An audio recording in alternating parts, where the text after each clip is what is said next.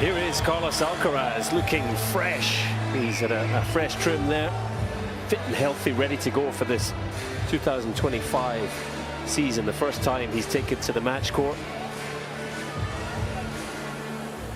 This will very much have been a focus of his off-season, how to fine-tune his game, how to improve his game, how to try and win this trophy for the first time. He's bidding here to become the youngest player in history to win the career Grand Slam. Of course, he's won the 3 other Grand Slam titles.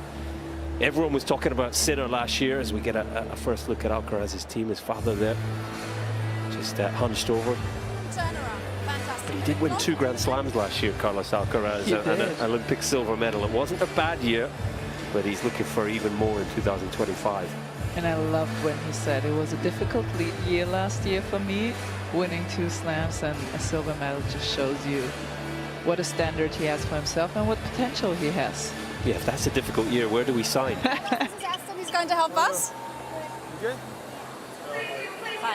Special moment for that young man. He's playing it cool, but I'm sure he's pretty excited. Gentlemen, welcome. Couple of reminders before we start. Towel bins in each corner. The blue color is for you, please. The green color for the towels is for you, please. Green color. We have shot clocks in all 4 corners. We have live electronic line calling, and we have video review. We have video review, so you can challenge a double bounce, a touch, a hindrance, things like that. After the coin toss, can we please take a photo in this direction only? Okay? Any questions? Alexander, your choice. We have AO or John? AO. AO it is. Okay, go. John it is. Receive. Okay. And the photo in this direction, please. Nice moments. These young aspiring players getting to meet their idols. Miriam Blay in the chair for this one. Alcaraz winning the toss, electing to receive. Always very impressive to see him with his dynamic sprint, reminiscent of the big Rafael Nadal, how he paces back to the baseline. Well, he's 7 years has been a bit quicker and lower bouncing than the other Grand Slams compared. But yeah, you're right. Last year I thought he was looking a lot more comfortable on these quicker surfaces already. He's played a few practice matches here in the opening week of qualifying and looked fairly well there as well. Well, we mentioned that the work he's been doing in the off-season, Alcaraz, I'm sure there'll be a fair amount of physical work, as all the players do, but some tweaks to the serve. We'll get into it a little bit more during the match, and also playing around with his racket, adding some weight there. He's added a new coach to the team. Juan Carlos Ferreira is still very much his main coach, but Samuel Lopez, who had a long-standing relationship with Ferreira's academy, he's been 30 seconds. added to the team. He's not there in the box, but there's Juan Carlos looking very studious, isn't he? Ready for this first round encounter. Former world #1 himself. What a coach, but also mentor he's been to Alcaraz. And it's so rare to see somebody really build a talent up from the ground. And that is Juan Carlos. Took Carlos on as a young teenager. He's still young. Great to see the work they've done together.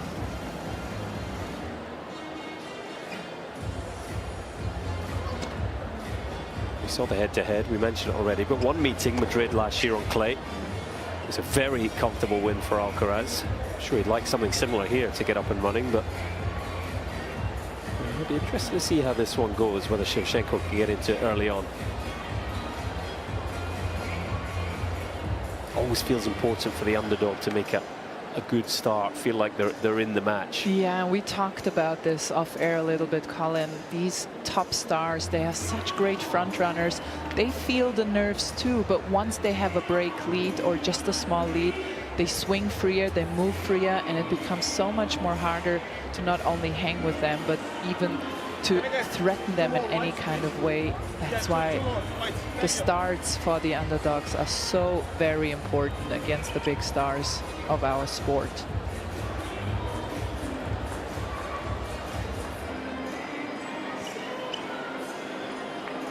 First set.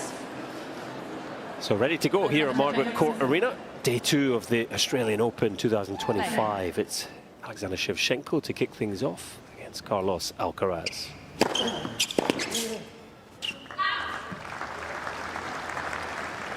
6'1" Shevchenko. And he can pack a punch with the first serve. He's going to need to serve well tonight, you would think.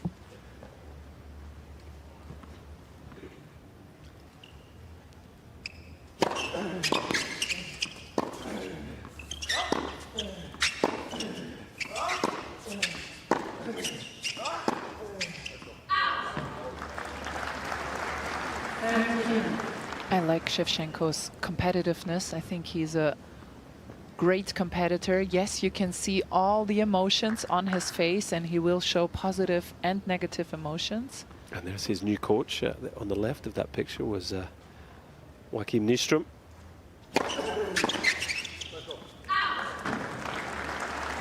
There's Joachim without the cap.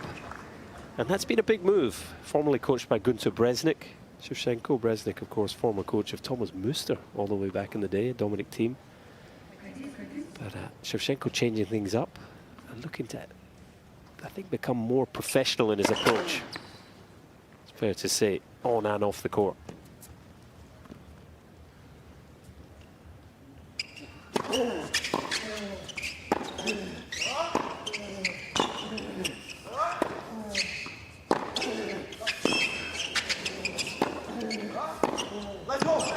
Well, that is an impressive start from the Kazakh. He is fired up for this one.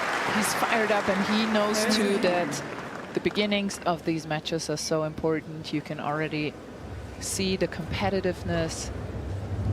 And if you have seen him play or compete in 2024, you will notice on first glance that he looks a lot fitter. He's moving better on court.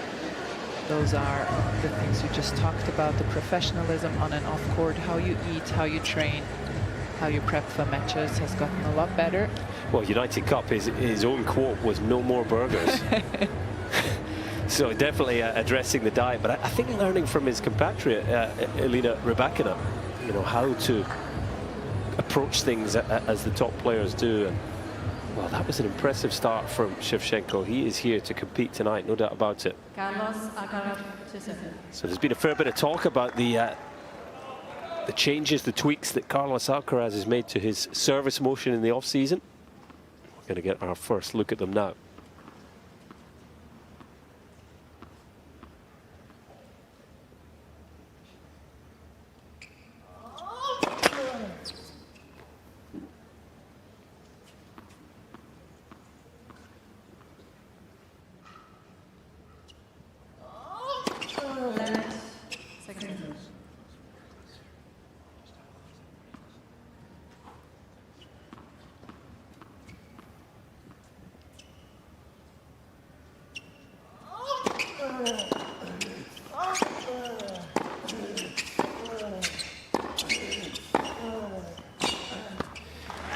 Andrea, we were analysing the serve pre-match, and you saw him on court in some of the exhibitions. What are we going to look out for here with the serve? So what you will, and I talked to Juan Carlos Ferrero about it. I really want to, it is very obvious on first glance that it's something is different, but then the details require a bit more attention. And he said they wanted to make the motion a bit more fluid. He thought it was disjointed last year.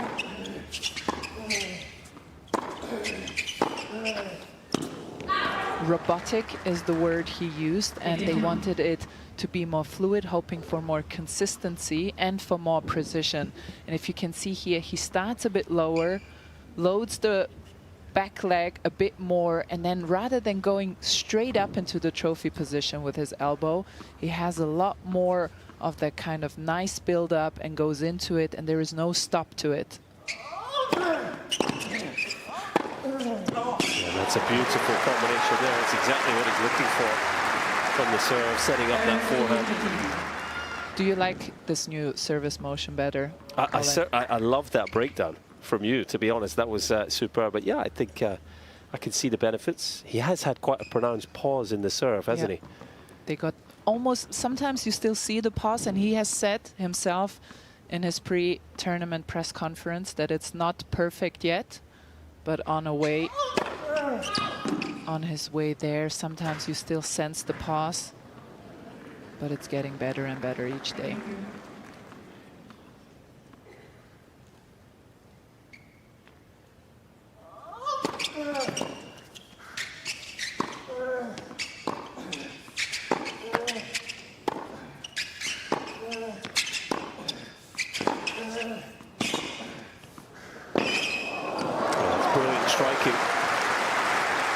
I think the interesting thing, whenever any player makes a technical change, is that there's that bedding in period. I think Alcaraz is very much at the stage still where he can do it, but he has to think about it. It's not automatic yet. So it'll be interesting to see how consistent he can be tonight with the serve. And he's got a player here in Shevchenko who's come out the blocks quickly and is really up for the challenge.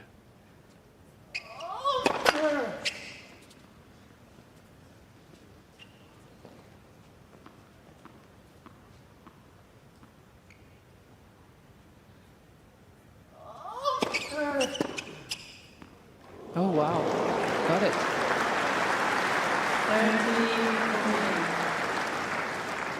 Took it nice and early. This is not the start that this Margaret Arena crowd were expecting. I don't think any of us were expecting. Brilliant from Shevchenko. And a break point here.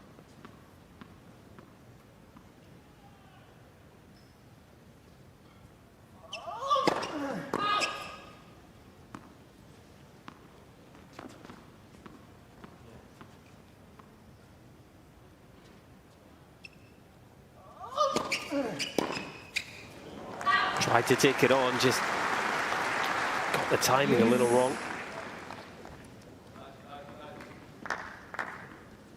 Yeah, some clear decision in strategy from Shevchenko early on. He will try to attack that second serve, maybe test out the new motion early on. These players read each other's interviews, of course, so watch them. Yeah, it's a good point, isn't it? If someone's making changes to their serve, the first thing I'd be thinking is, I'm going to attack their second serve as much as possible, which is probably a good tactic anyway, but try to make them feel uncomfortable, yeah.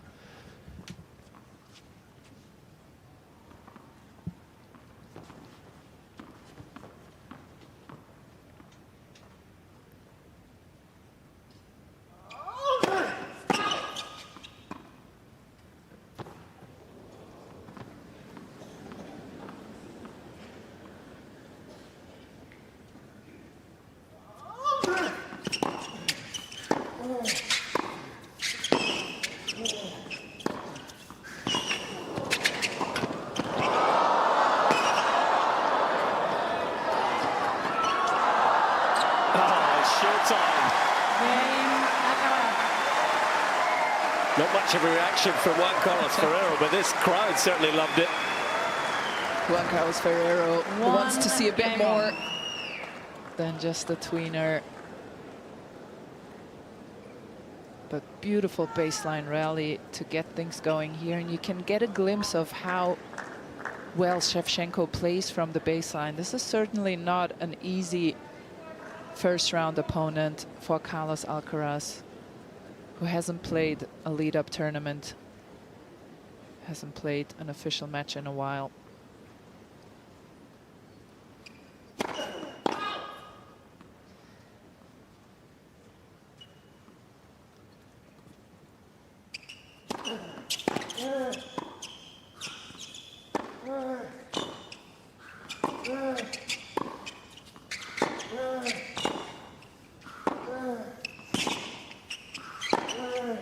Oh, that is delicious.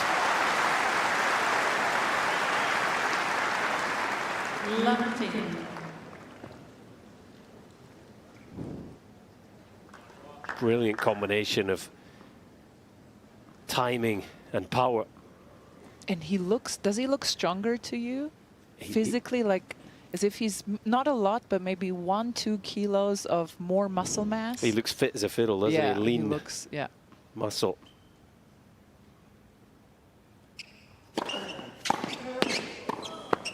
course, in choosing not to play a tournament prior to this Australian Open, he's given himself as much of a pre-season as possible. Working on his body, working on his game. And he's working on the Shevchenko serve here.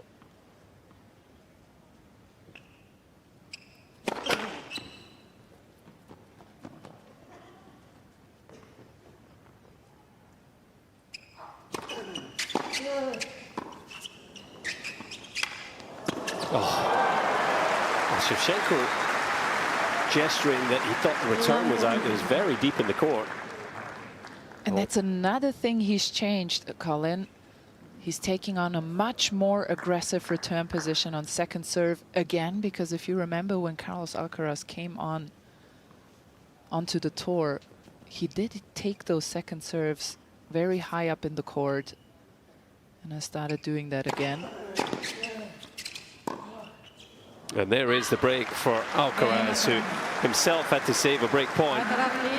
And he'll be feeling good about things now. He's weathered the early storm. And he moves ahead 2-1.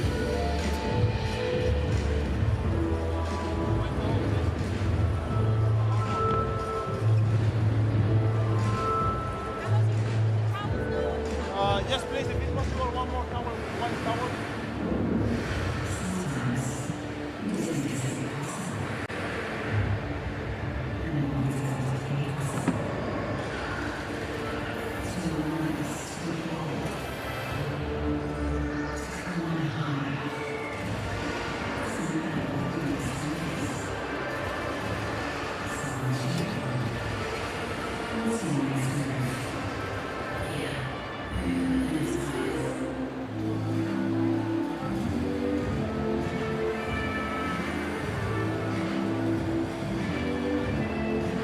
Time.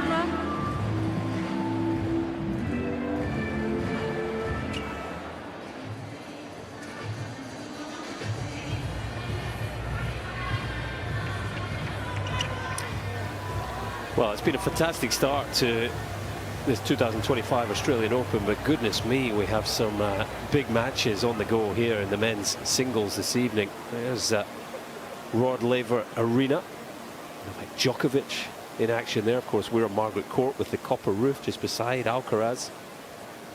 And over at the John Cain Arena at this moment in time, Nick Kyrgios in action. It's all go here at Melbourne Park. Your fellow Scott up against Nick Kyrgios. Yes. How are the nerves, Colin? Yeah. Keeping them in check. Jacob Fernley from Edinburgh up against Kyrgios. I'm sure he'll be having a new experience there on the John Cain Arena. Not many matches like that one.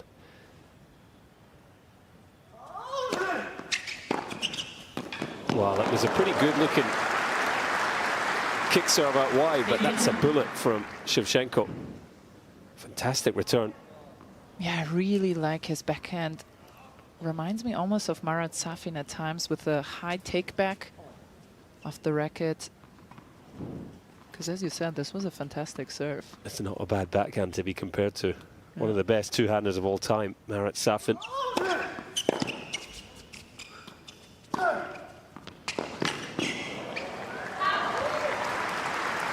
And this is just where you get the glimpses of Shevchenko still having to work on their footwork, right? Against these best players. You saw how heavy this forehand of Alcaraz's was, and Shevchenko just doesn't get into position at all when he's faced with these shots. Doesn't get his body weight behind, and it's tough to control then.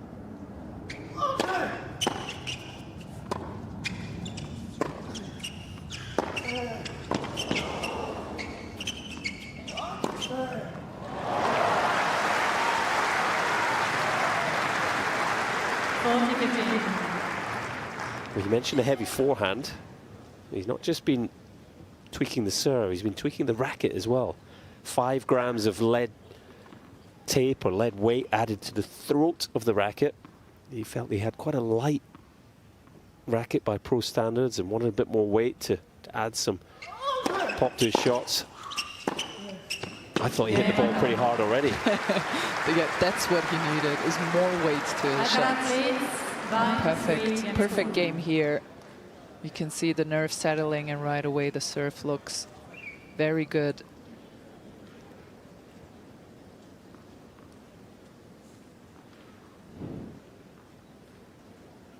So consolidates the break, Alcaraz.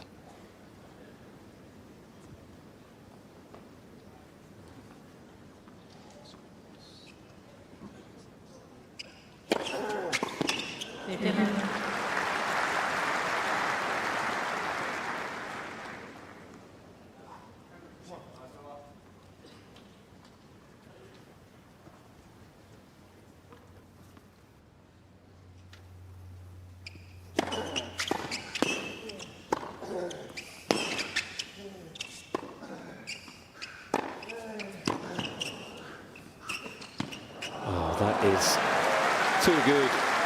It's a point that Shevchenko with the serve and the first forehand would have won against a lot of players. But Alcaraz turning defense into attack, as he does so brilliantly.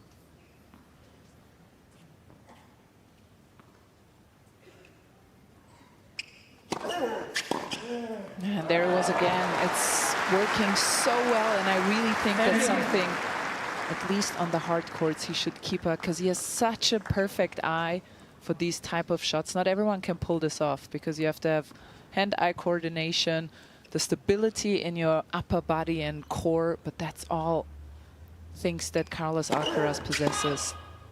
And will we see him again taking a second serve early? He certainly will, yeah. That's unplayable. So quick through the court, Shevchenko, no time to recover.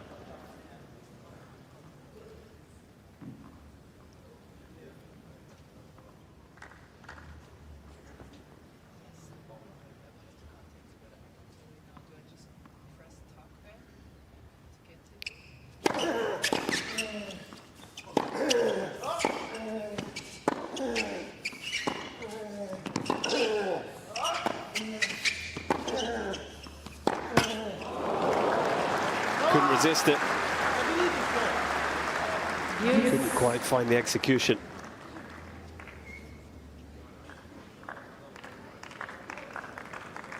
Nystrom, the new coach of Shevchenko, Swedish, keeping things very Scandinavian there in the box, nice and cool and calm. Yep. Shevchenko, a bit of a fiery character at times.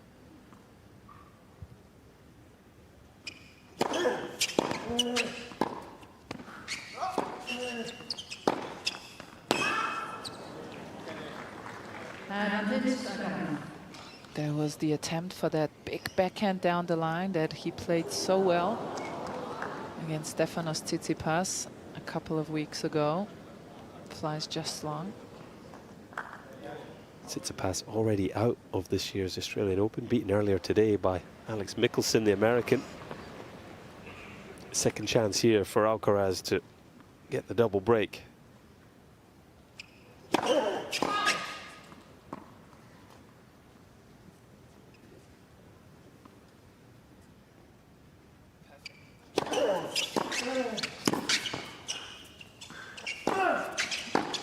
And there it is. It's a fantastic game from Carlos Alcaraz, who looks so sharp here. Just 19 minutes on the clock and he's ahead 4-1.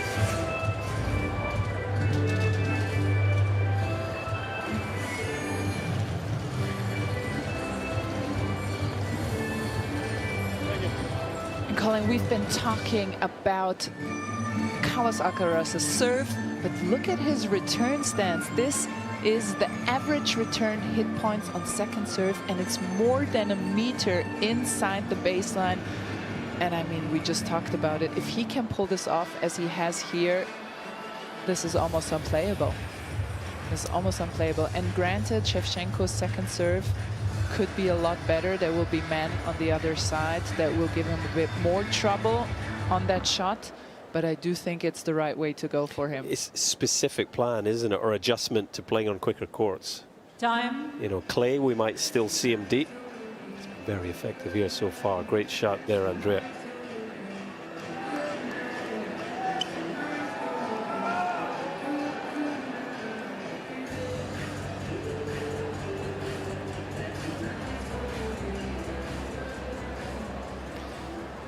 Alexander Shevchenko held his opening service game, but since then, Alcaraz has been far too much for him. 4 games in a row, and he's got a double break here.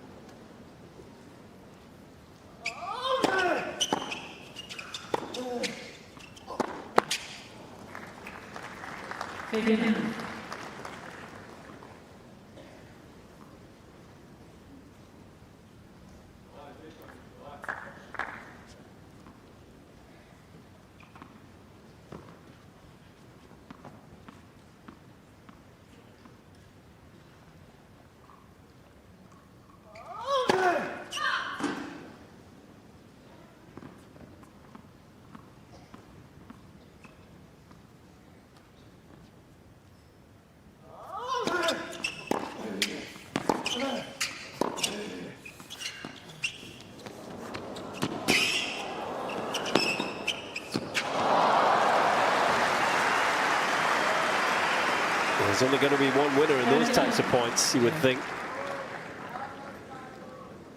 You do not want to get in a rally with Alcaraz where it's about feeling and drop shots and net play. Shevchenko maybe left that ball, thinking it might have been going wide, but Alcaraz threading the needle.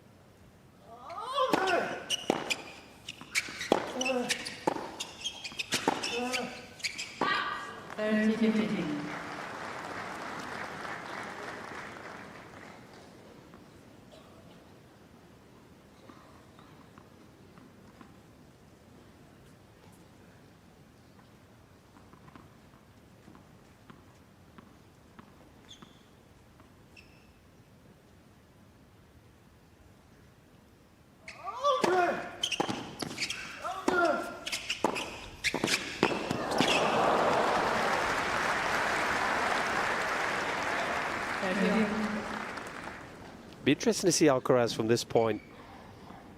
You know, the way he approaches it. I think in the past, certainly to this stage of his career, I think it's fair to say he's been a little in and out with his focus. Sometimes gets ahead and loses what's been working for him. He's got so many shots, he can't help but try and use them at times.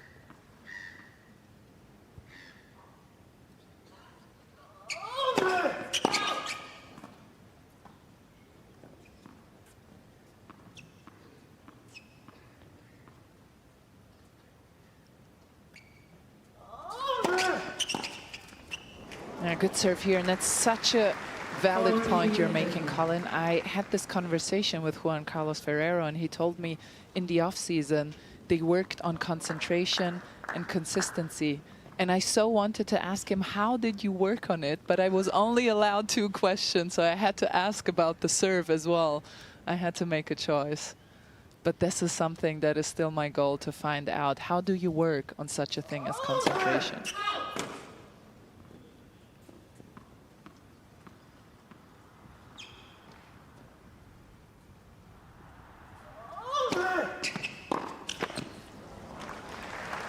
He consolidates the double break here and just a game away from closing out this opening set.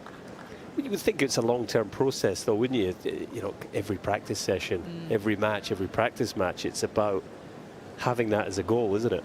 And it is a fine line with somebody like Carlos, who's so talented and loves tennis and needs that joy for tennis as well to play his best, to not overburden him with this work ethic, right?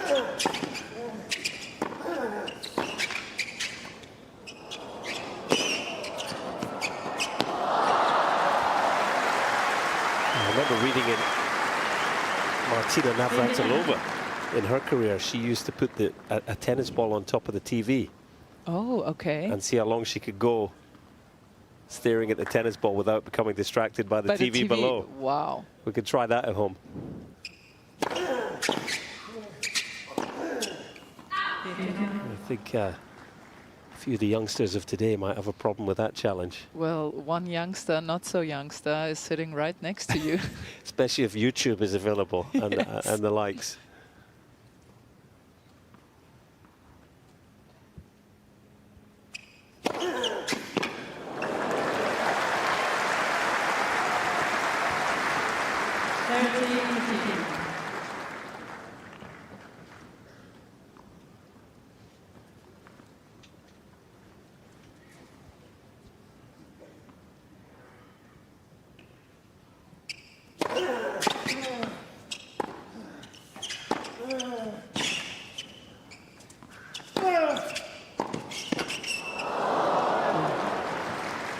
And it just feels to me like that Shevchenko's footwork is not quite good enough to get his ground strokes going against the heaviness of Carlos Alcaraz's ground stroke. He just seems a little bit out of place every single time.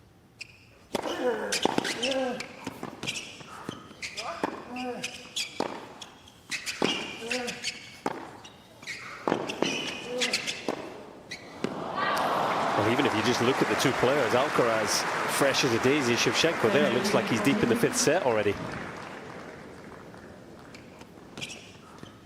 Here you have it. You see, the ball is not so far away actually from him, and he has to use the slice to get out of it. Here he lifts up from that shot. And it's a shame because when he does have time and when he sets up nicely, you can see the power he can create. Just an area that he can work on, and it will. He's very young. He's 24. Just because he's playing an even younger person doesn't mean that he's not young himself. Well, he's younger than Alcaraz in a lot of ways, isn't he? Tennis experience, yeah. Tennis development. Players develop at different rates. You know, for a while there, Alcaraz felt like a good bit ahead of Sinner. Obviously, last year, Sinner, with the work he's done, has maybe then moved ahead of Alcaraz. He's certainly top of the rankings, one of the greatest seasons we've seen. Alcaraz responding now, and well, here he is with the 2nd set point.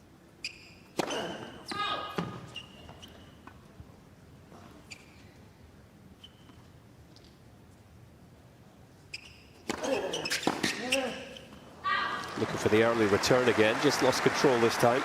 Yes.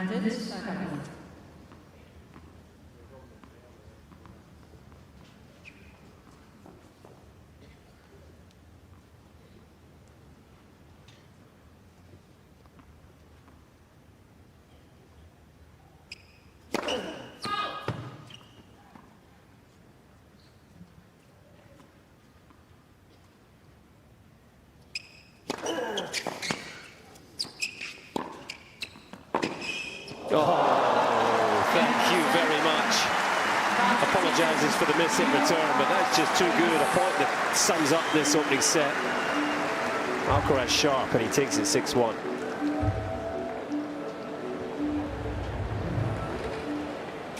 A little something special to finish there. A little flourish. Old school forehand. Did I see a smile on Juan Carlos Ferreira's face, or was I imagining? Maybe allowed himself one. Okay, after this fabulous first set, and here we have the stats. Beautiful graphic. I love how this just appears on the court.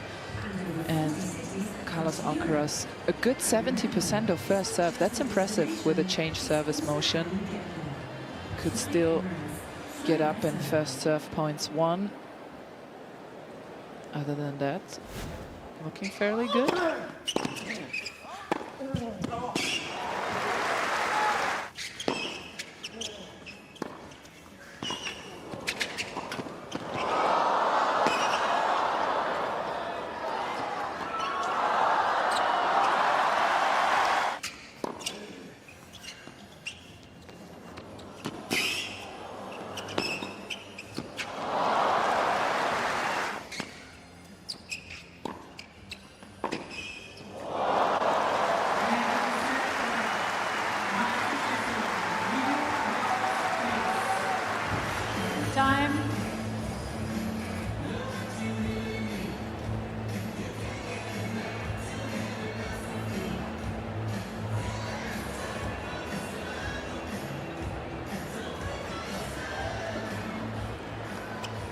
So I mentioned pre-match.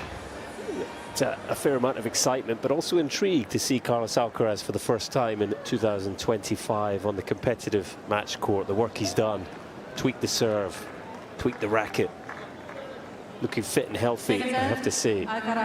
He's looking very, very good. Very fit. I saw him actually today. We had this discussion, Colin. I saw him practice at 1 p.m. earlier today. And I thought it was very early for a 7 p.m. match, but apparently he's hit twice. Likes to do that.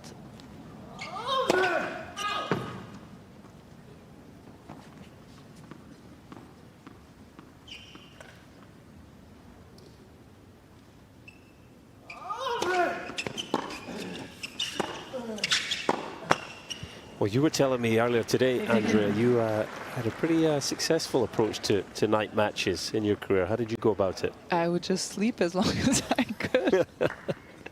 And then show up at one point, but I wouldn't as much as dare compare whatever I have done to Carlos Alcaraz, who's already hit 11 winners here.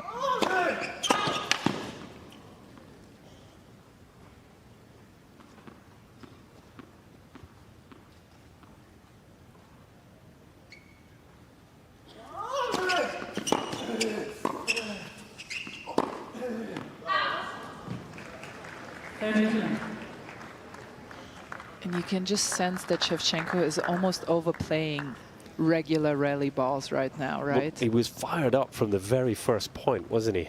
Big hold of serve to open the match. Hasn't won a game since. Mental challenge for the Kazakh here. 14. Remember, they played once before. That was in Madrid last year. 6-2, 6-1 for Alcaraz. So 3 very one-sided sets now in their head-to-head, and the belief of Shevchenko will be questioned already here. On an all-time low.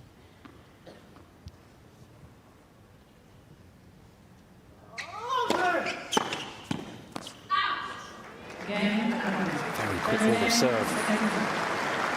New service motion looking very good, very fluid. I felt sorry for the junior that had to play with Carlos at 1 p.m. because he was barely holding ground. Carlos hitting the living daylights out of his ground strokes. He will still have gotten. Yeah, Goran Ivanisevic, who you expertly pointed out, Andrea, the coach of Aryna Sabalenka, the compatriot of Alexander Shevchenko, United Cup teammate. They actually won a deciding mixed doubles together against Spain in their opening match.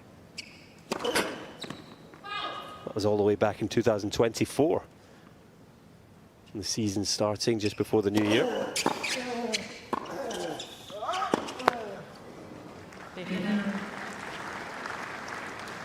Well, and this is a great test for him, for Carlos, in this new season. He's so much better than his opponent. He's playing well now to keep his concentration up. That's exactly what they worked on. Put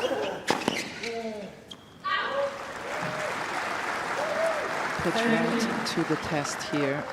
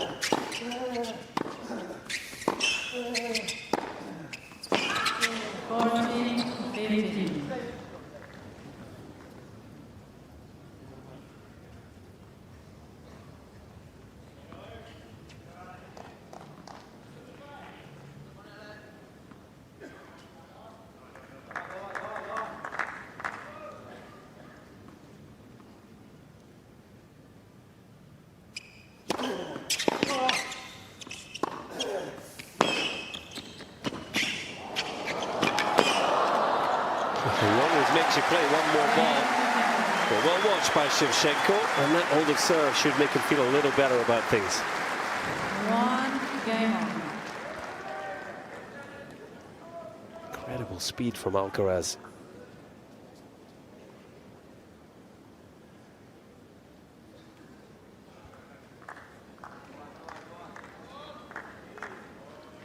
And Shevchenko will hope for a drop and first serves of Alcaraz to be able to get a first strike in. He has not been able to do so very much, except for that very first service game of Carlos Alcaraz's, when he was still searching for his rhythm.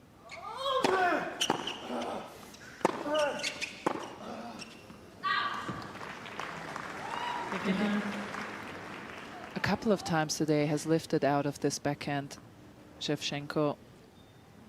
It's difficult, isn't it, for the underdog, Shevchenko in this case. You know you have to play your best match, but the danger is you overdo it. Overdo it, yeah.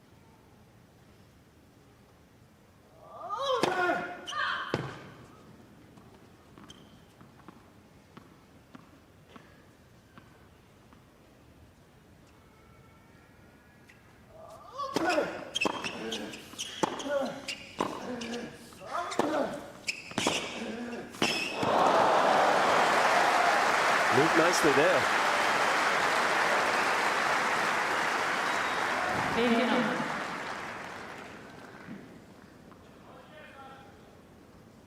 Maybe a bit short. That approach by Alcaraz gave Shevchenko the opportunity to get behind the ball.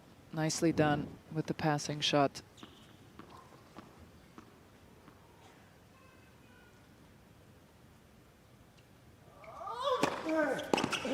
Let's go.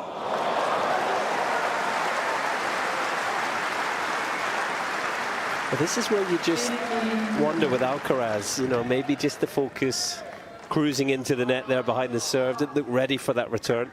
It was a beauty. Maybe just half a chance here for Shevchenko.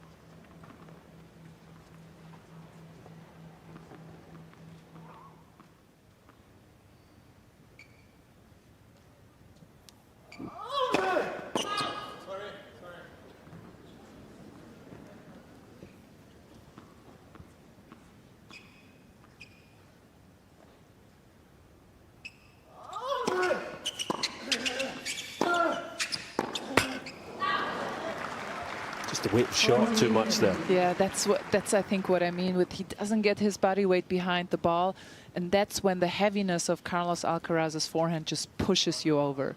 He has the type of forehand that when you connect with the ball, it continues to move and push you back. So if you're not behind it with your entire body weight, you will run into problems.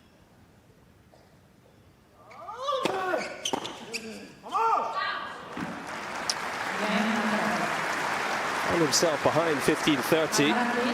But tidies up nicely. Alcaraz in control.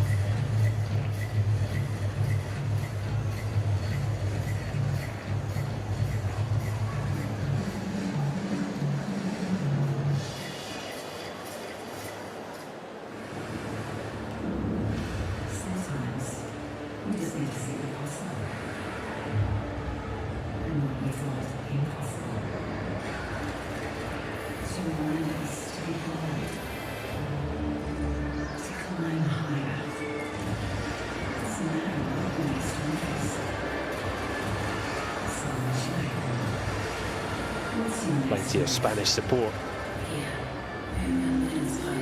Carlitos. What a joy for the Spanish fans to have Nadal finishing his career and Alcaraz very much entering his prime.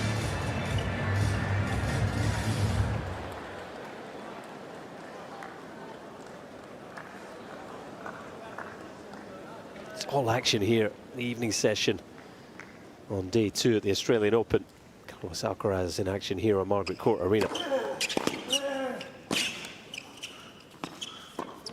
And it certainly has been all action.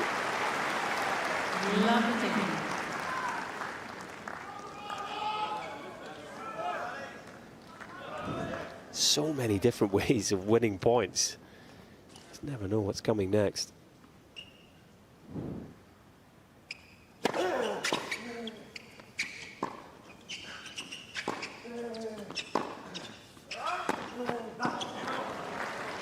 And I feel like that's what sometimes hinders him when he does lose concentration, because if you think of somebody like Novak Djokovic or Jannik Sinner, they know what they have to do even if they lose concentration. Carlos has all the options in the book. He can play serve and volley, he can crush and rush, he can spin the ball in and run for everything.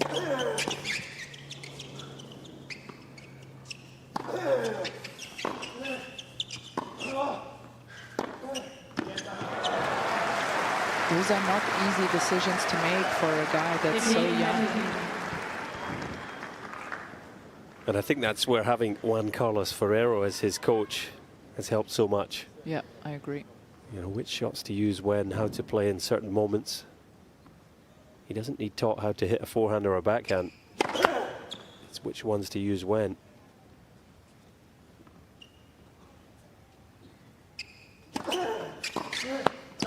Just jammed up there. It's a smart second serve from Shevchenko. Was using the kicker out wide, wasn't he, early on? Now he's going into the body more. Yeah, smart thinking. Has realized what Carlos Alcaraz is doing. Has probably been told Carlos waits for the second serves. And then comes out and it's a completely different Carlos Alcaraz on the other side. Smart thinking here by Shevchenko.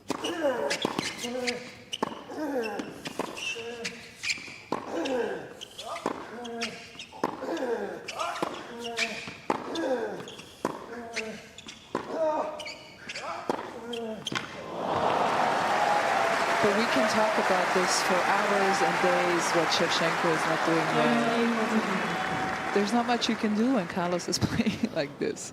No, he's giving it everything he's got, Shevchenko, but this game's a perfect example. He's had to watch 3 winners fly past him. 2 off the backhand, this one off the forehand, a massive hit. Chance here for the break of serve in the second set.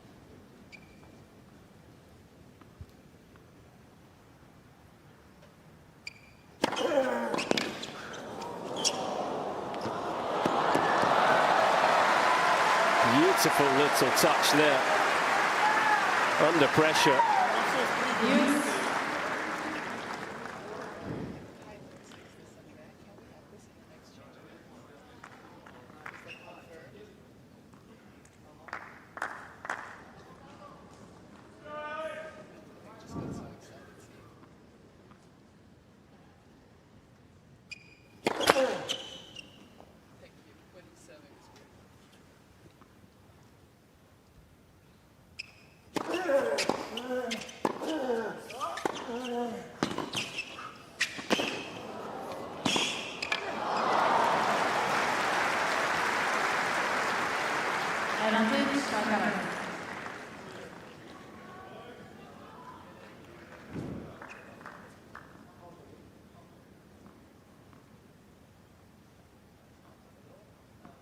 Great look there at the slide into that volley. So dynamic in his movement.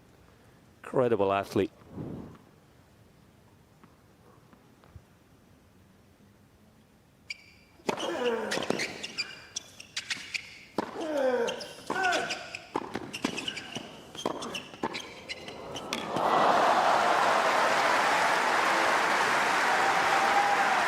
Nicely done by Shevchenko. Slight smile. Well, he was out of his comfort zone here, wasn't he? Up at the net. But he's having to come out of his comfort zone. Got to admire the fight. Yeah, I love his competitive spirit. I really do. Has honed these skills in the mixed doubles with Aryna Sabalenka in United Cup. He's got that little cheeky smile as well, doesn't he? The Court Arena crowd showing their appreciation for his efforts.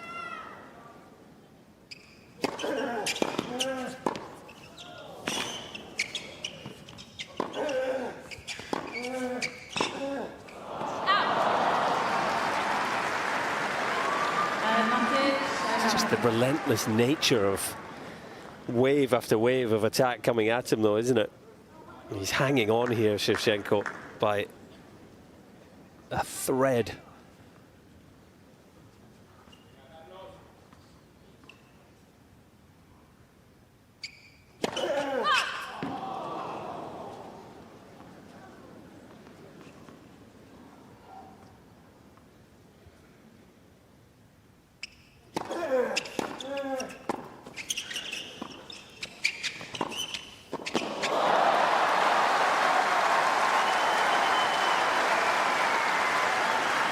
Alcaraz is trying his little trick, shaping for the drop shot and then punching the ball through the court, but Shevchenko was wise to it.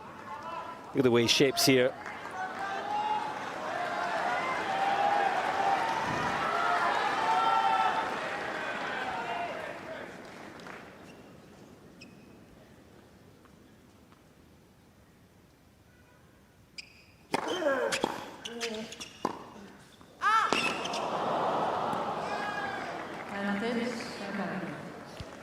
How much longer can he hang on?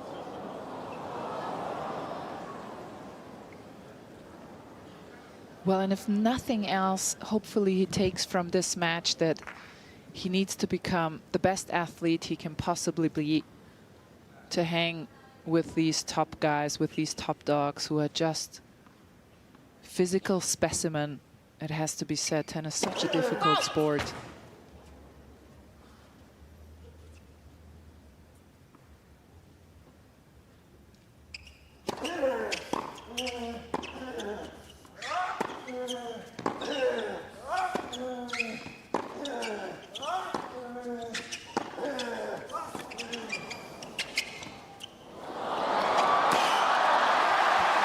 So good for Shevchenko.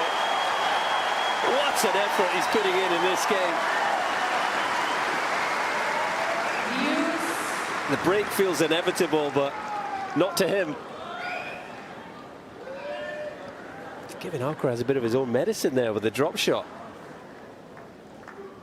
Yeah, I just really, really admire his competitiveness and how he goes about this match. He could just as well accept that the other guy is so good, but he's putting up a fight.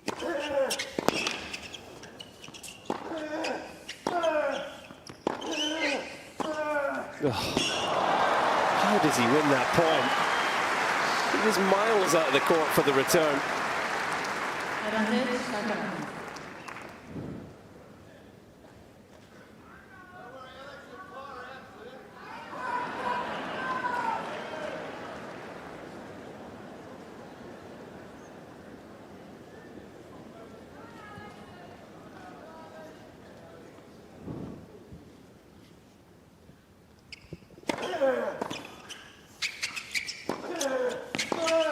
Well, this time he's got him.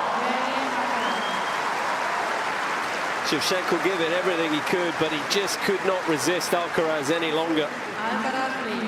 Yeah, the world number 3 has got his break in the second set.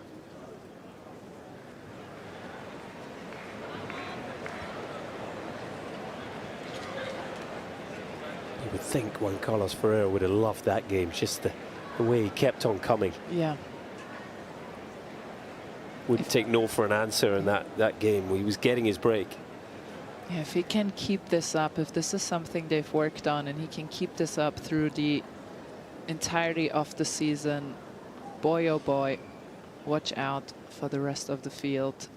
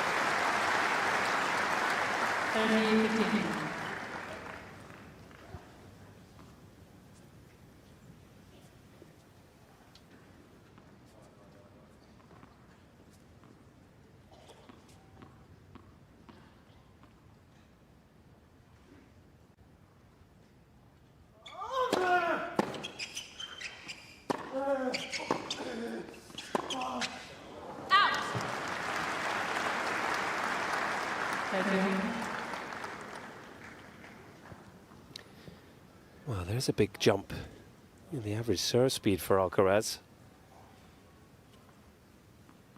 Yeah, we needed to collect a bit of data, our friends and colleagues at Bolt 6. That's why it took a set and a half, because you can't compare one serve to 2025.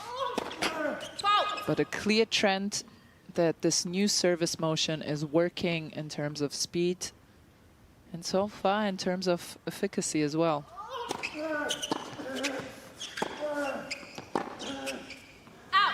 I just think it's sort of reinvigorating as well. You know, Alcaraz, he's 21, he's still young, but 4 slams under his belt. Maybe in certain ways just lost a bit of focus 2024, but when you're working on things, it gives you, as I say, it reinvigorates you. There's the adjustments to the serve. Well, and he talked also that this motion gives him a bit more looseness in the wrist, so it will relax him. If you start a baseline rally with a relaxed motion rather than something disjointed, it will make you feel better on court. I wouldn't know what it feels like because I didn't know how to serve to save my life. Yeah,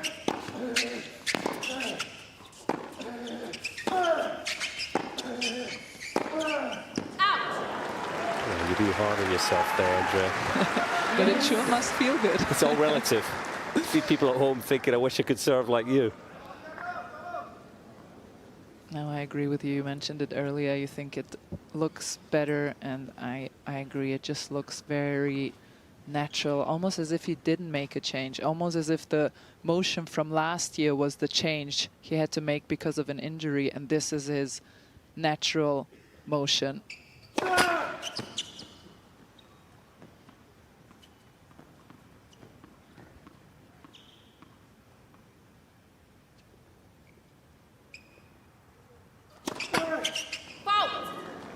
Well, one thing is for sure, Colin, in 2025, the announcer's curse of jinxing players when you praise them is still very strong. Yeah, that was impressive, Andrea. You got him there. All of a sudden, a break point for Shevchenko.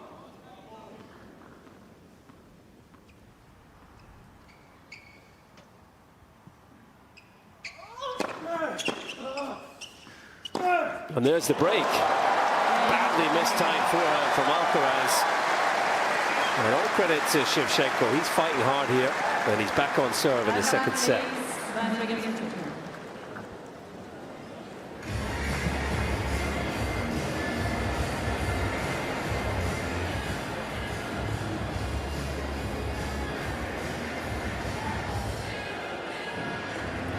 Andrea talked about it already, but a sort of longer motion with the racket.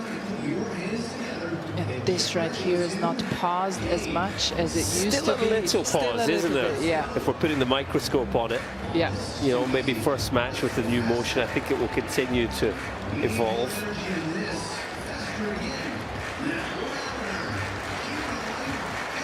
Good effort from this guy, though. Yeah, and this is the reward you get when you continue to compete, no matter what. And this is the first slip-up we have seen with Carlos today in terms of concentration.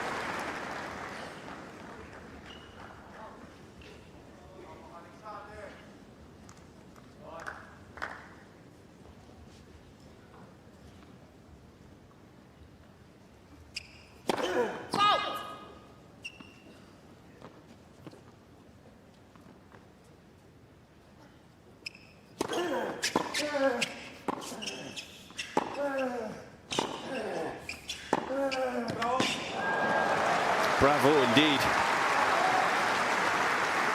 Alcaraz looking to get back to work here.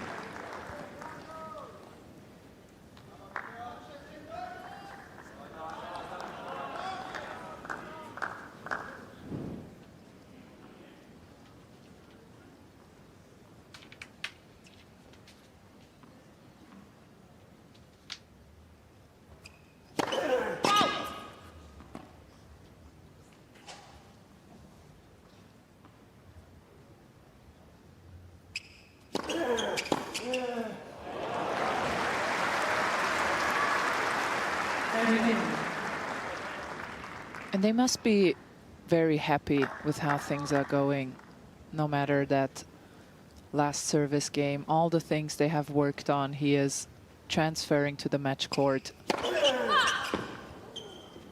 That can sometimes take a while for a player to be able to bring from practice to match.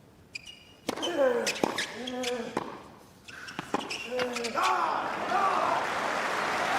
he's got to be just about the dream player to coach. You know, there's almost nothing that he can't do. Yeah. So, you know, all tactics are available. You know, you want to make a technical change. He's got the ability probably to do it as quickly as anyone.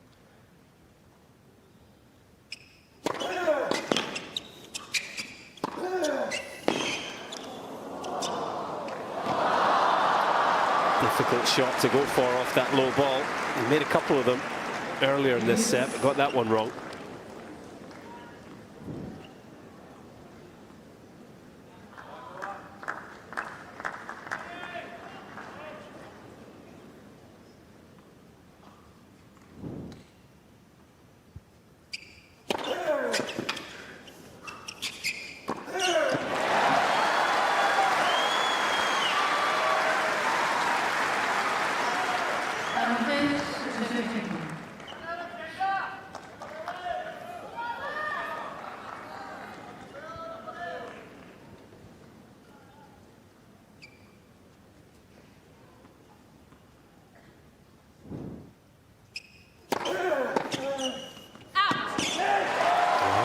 Shevchenko. This time he holds serve. We've got a competitive set on our hands now. Great fight from the Kazakh.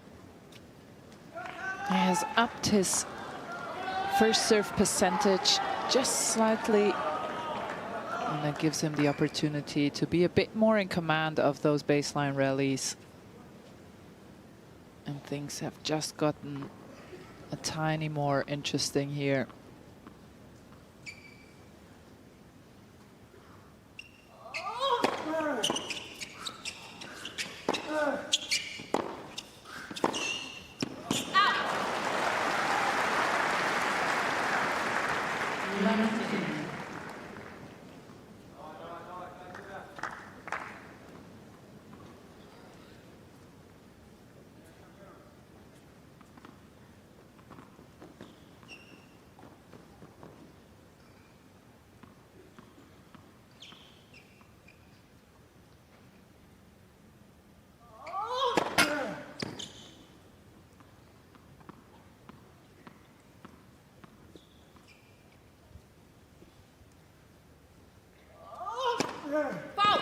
Well, it's a big double fault. Is this just what we've seen from Alcaraz at times, that the loss of focus?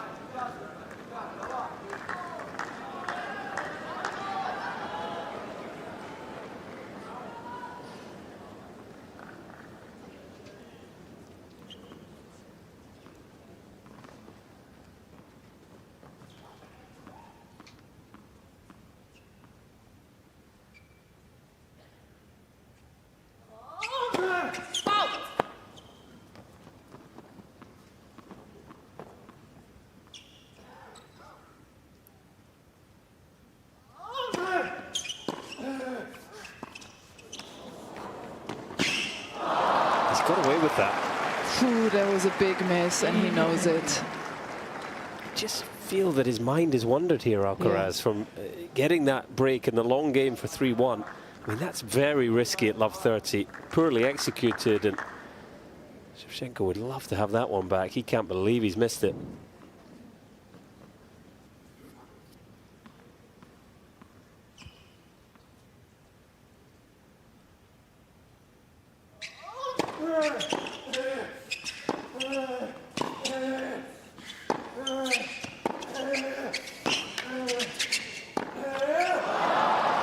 It's another one he'd like to have back. Yeah, those were two big opportunities. And that is a big emotional outburst if you're a Swedish person. Any reaction is a big one for Nyström. Very experienced coach.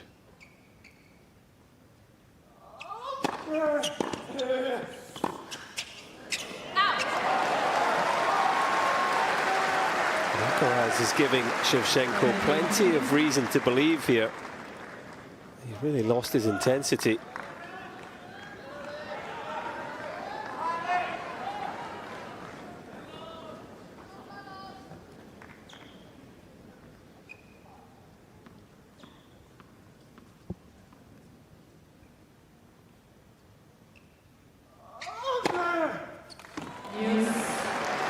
Serve. And Colin, I will have a very hot take here, and then you will tell me whether you agree or not. Okay. And I've had this theory for a couple of years now. I think Carlos Alcaraz sometimes, when he's so much better, gets bored.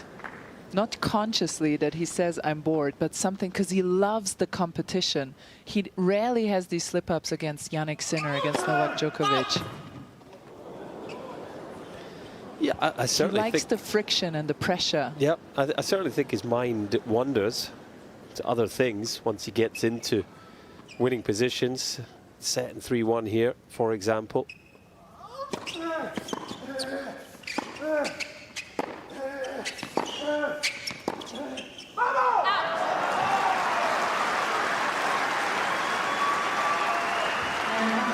It's almost a personality thing, isn't it?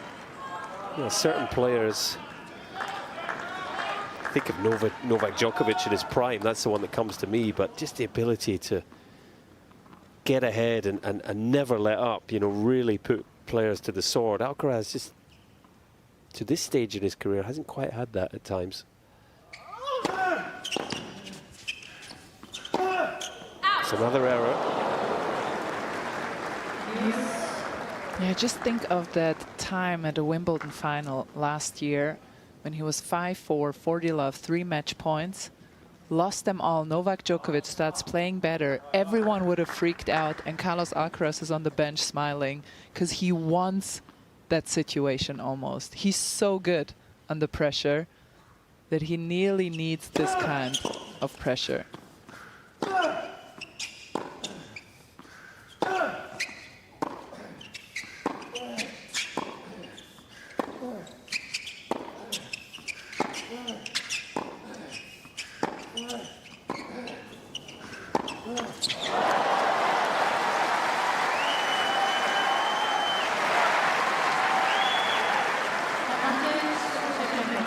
Yeah, 14 shots. Shevchenko doing the right thing, keeping things very solid here. He's got a break point here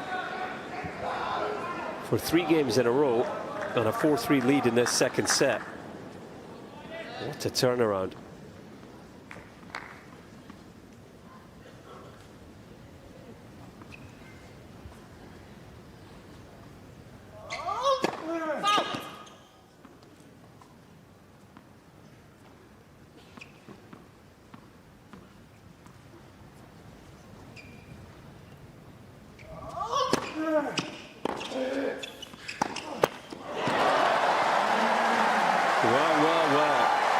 Alcaraz has lost his way here, and Alexander Shevchenko cashes in. And he's ahead 4-3 in the second.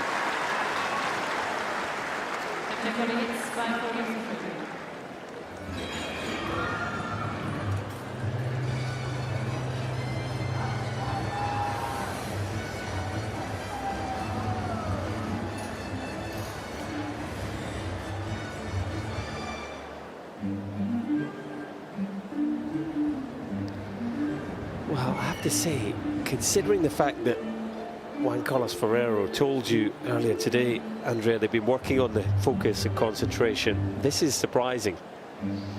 It is. For a set and a half, he looked impeccable in that regard. One kind of bad game and it just wandered again. Time.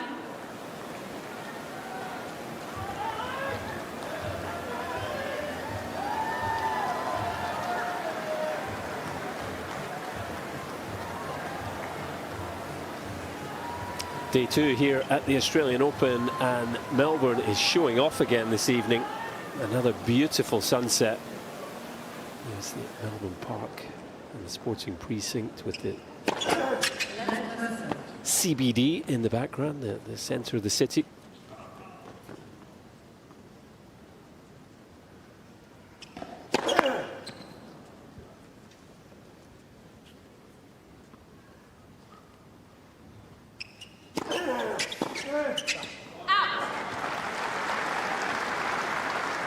It's the kind of ball that he was eating alive in the opening set. The air is really flowing now for Alcaraz. Yeah, it's just the sharpness of his movement, of his eye.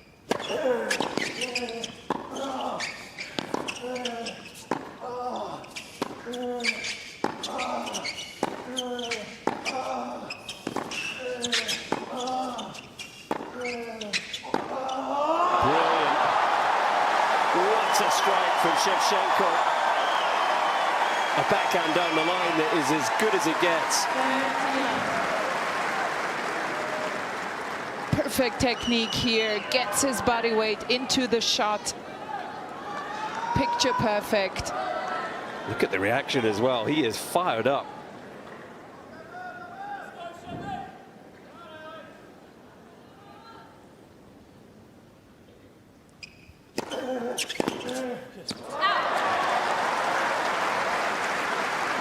And this is the danger, you know, it's not just a question of whether Alcaraz can raise his game again, you know, I'm sure he will, but Shevchenko now playing a lot better because he's got a lot more belief.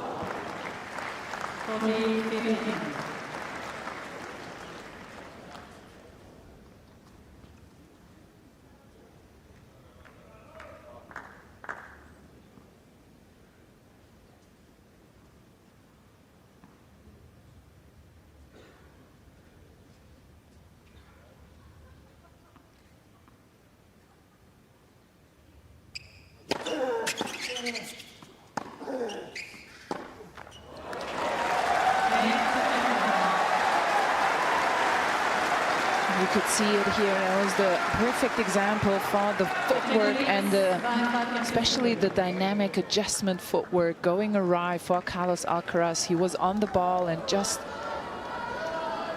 got away from him. So Carlos Alcaraz won 9 of the first 11 games to lead 6-1, 3-1. And here he is, having lost 4 games in a row since then, serving to stay in this second set. Complete turnaround.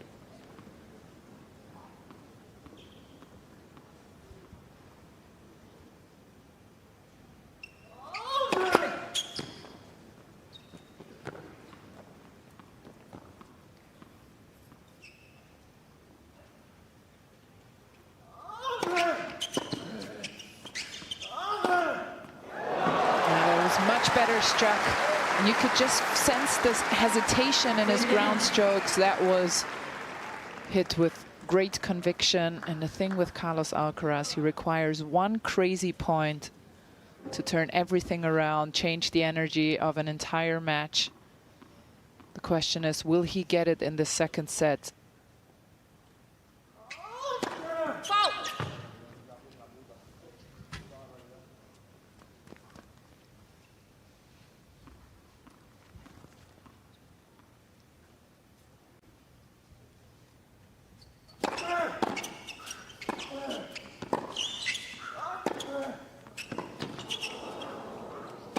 Yeah, it's back to the sort of tennis that he was playing. Yeah, when he plays like that, Shevchenko can't live with him. Yeah, it's too fast and too heavy for Shevchenko to lean on the ball, which he, with the technique that he has, needs to do to play his best tennis. And when Carlos takes out and pulls back and lets a little of hesitation get into his game, that's when Shevchenko looks really good and plays really well.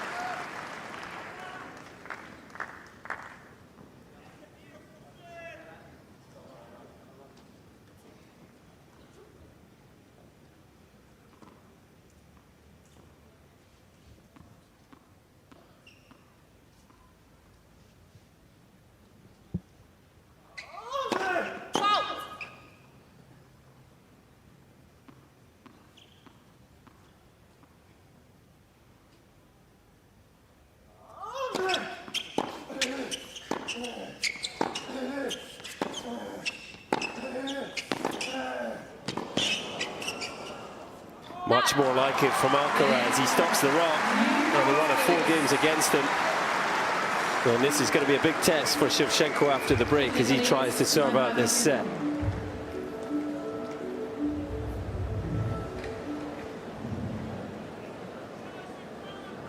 This is an important change of hands, isn't it, for Alexander Shevchenko?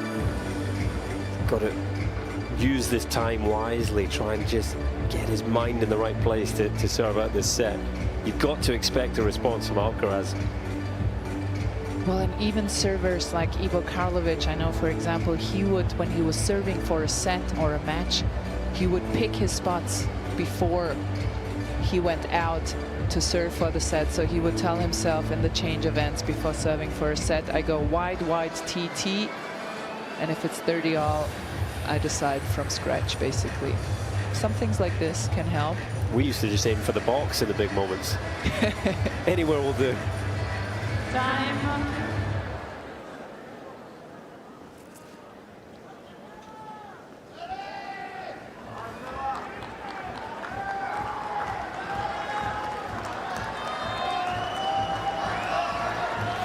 What a scene over Melbourne Park. What a scene here on the Margaret Court Arena. Somehow, Alexander Shevchenko with new balls is serving for this second set.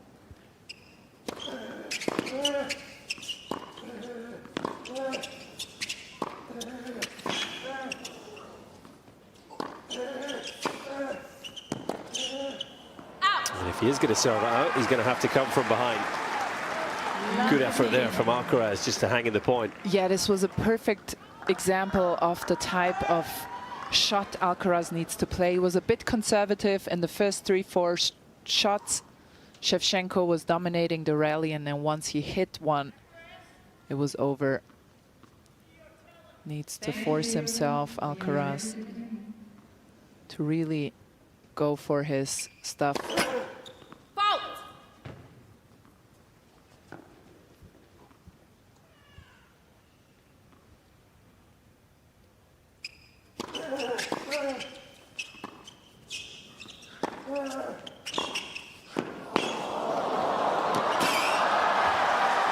Amazing touch from Alcaraz.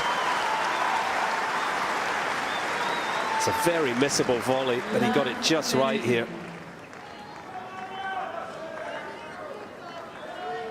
You're right, Andre. It's almost like the bigger the moment, the better his tennis, the more he rises to the challenge.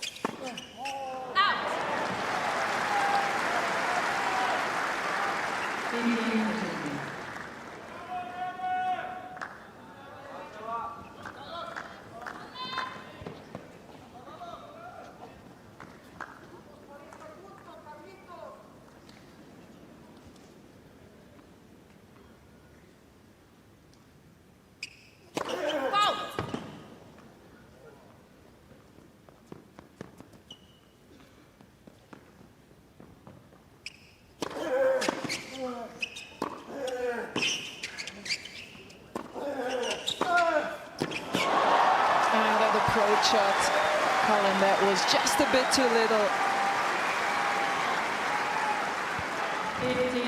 Always risky coming into the forehand, isn't it? And this was very central.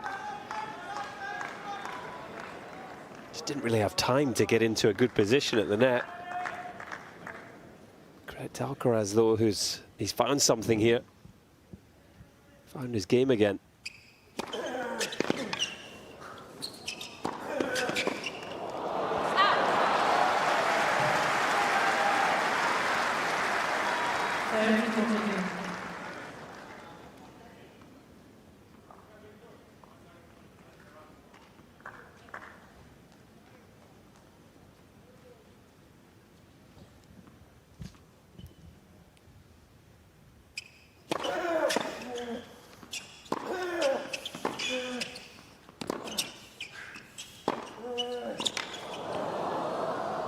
And there is the break back.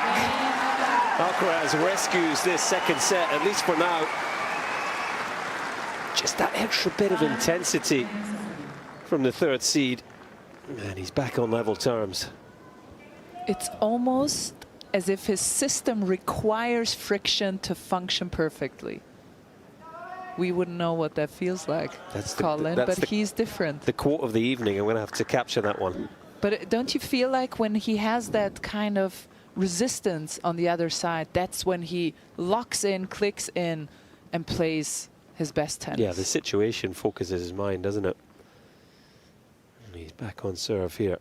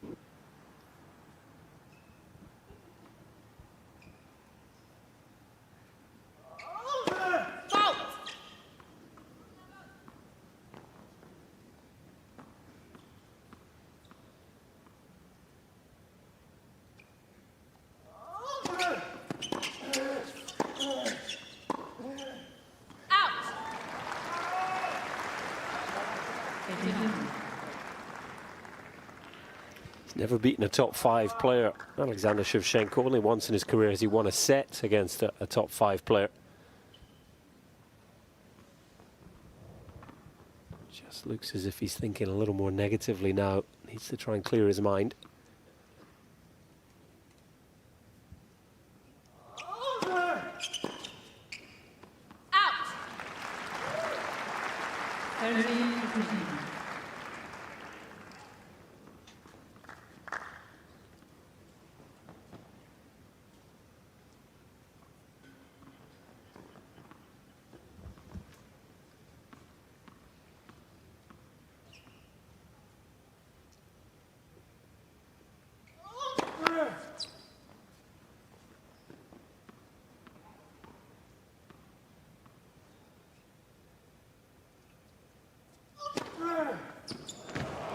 Nice change up there, catching Shevchenko off guard.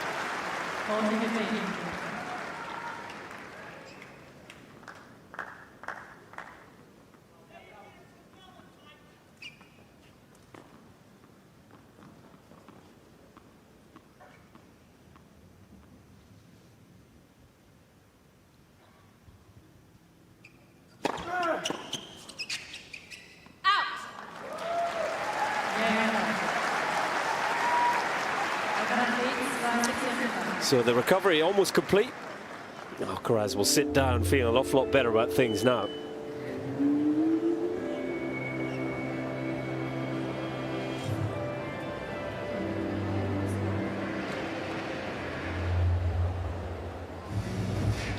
Just get a feeling that the relationship is so close with Ferrero. Alcaraz probably running through the post-match report in his head already. No, I'm in trouble.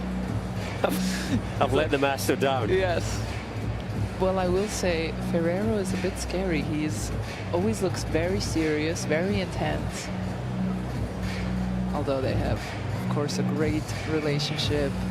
Carlos has multiple times called him like not only a coach but mentor and almost like a second dad, right? But I think it's probably deliberate though from Ferrero to keep the emotions in check in the ball. You know, the yin and yang. So if he was getting too much, it might all just unravel.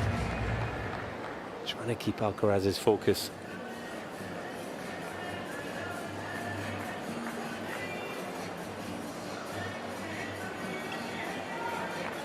So here we go. Such is the nature of the tennis scoring system. Shevchenko served for the set last time out.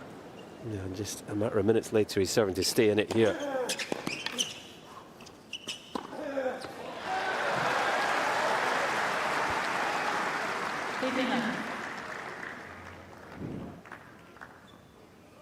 Get some nice angle on that wide serve, Shevchenko.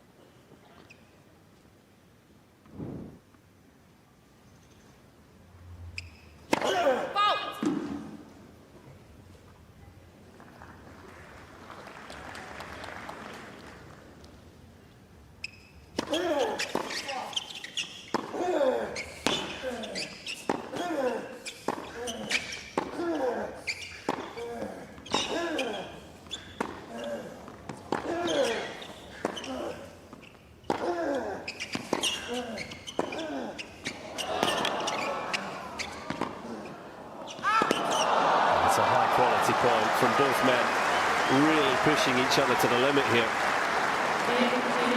And ultimately just missing Shevchenko.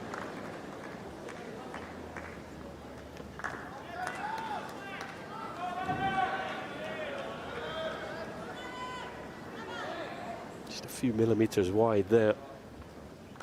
How Alcaraz would love to win this set before a tiebreak.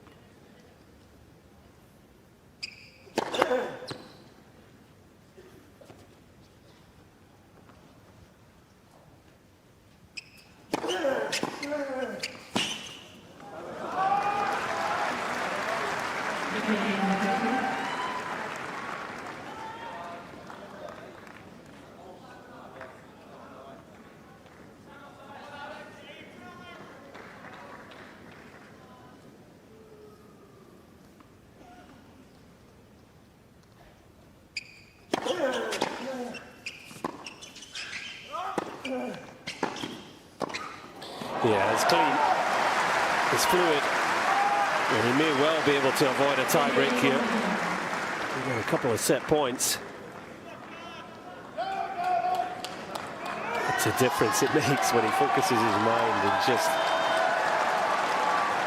channels everything into getting the job done.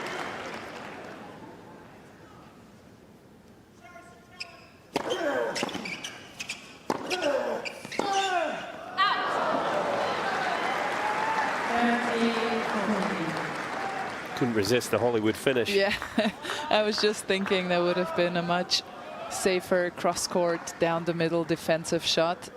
This is Carlos Alcaraz, though. I was just going to say, it wouldn't be a Carlos Alcaraz match.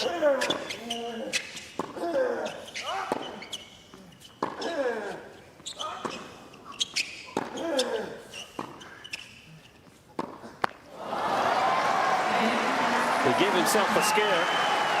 A 3-1 lead became a 3-5 deficit, and Alcaraz turns it around. And he's motoring now with a 2-set lead here on Margaret Court Arena.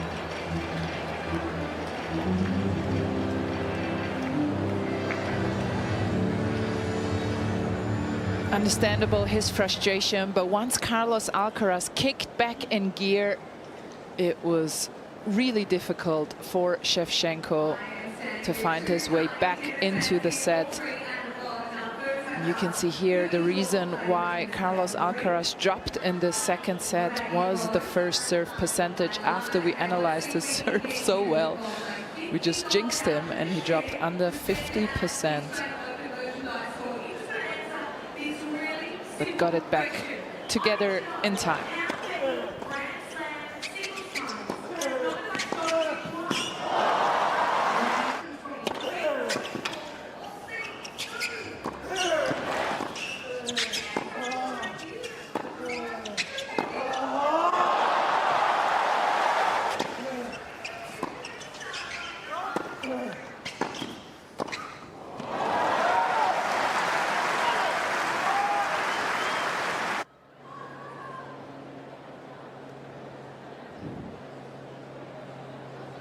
Time.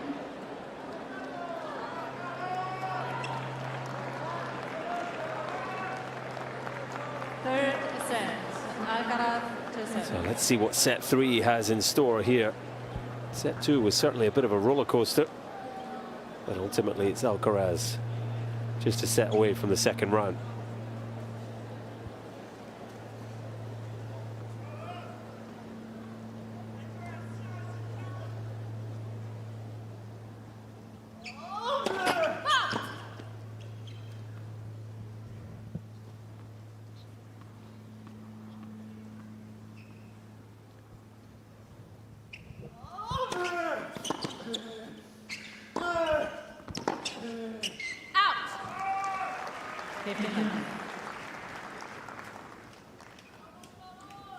Speaking of second rounds, Yoshihito Nishioka, Japanese player awaiting the winner of this one, came through in 4 sets against Aziz Dugaz, the Tunisian qualifier, first Tunisian to play a Grand Slam main draw since Malik Jaziri. We're in the bottom half of the draw, the third quarter, which is relevant because also in this quarter is the 7th seed, Novak Djokovic, who's trailing a set against US wildcard and teenager Bassa Varedi. I'm glad you said that, Andrea. I practiced it earlier, but now I kind of had a slip up. But the kid is very good, and I'm allowed to say kid because he is a teenager. A long way to go, but a potentially mouth-watering quarter-final there. They've had it's interesting the way Djokovic at the, not the end, but approaching the end, and Alcaraz closer to the start of their respective careers, forms a really great rivalry over the last couple of seasons. And that Olympic final was special. Some matches at Wimbledon.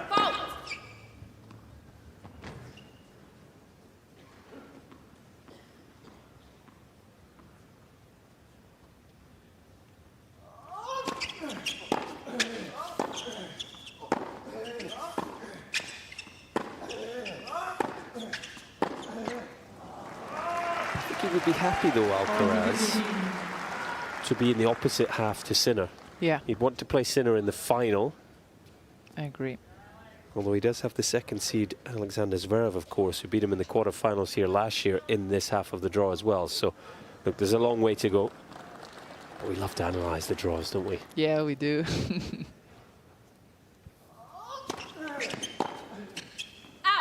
Yeah, there's a smooth hold. Yeah, nice change up here. Took a lot off that first serve. Got a bit of kick on.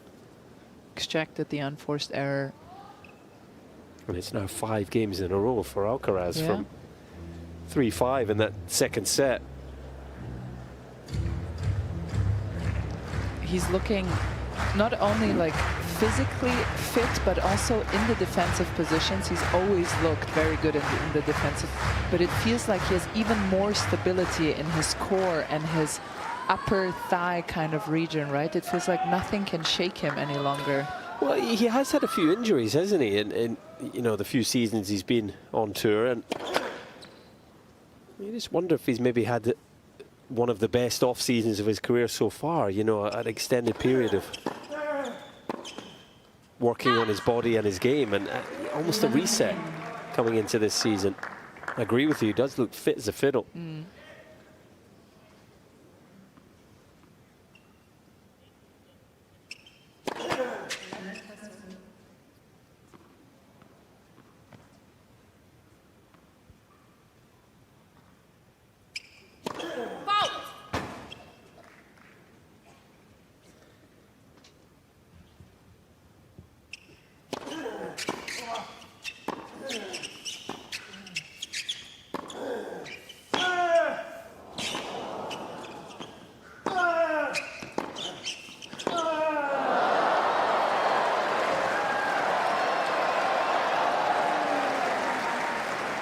Was it caught?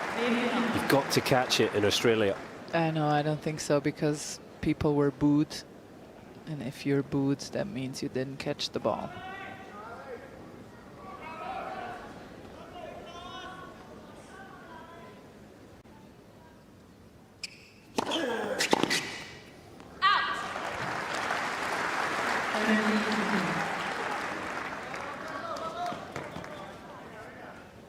a big game for Shevchenko here. Just needs to snap the streak against him. Get himself up and running in this set.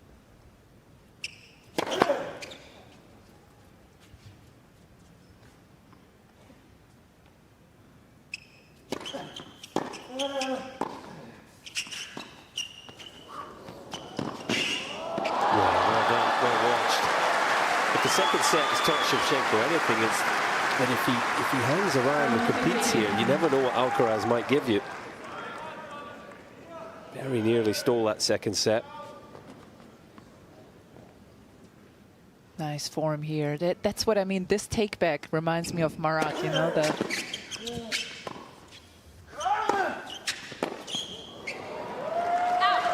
was a very heavy forehand to handle by Alcaraz. That 5 grams in the heart really come to use. Can you spot them?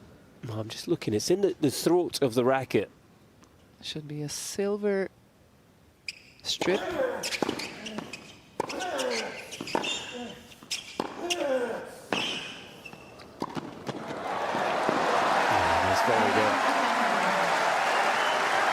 of the racket, of course, in between the grip and the racket head.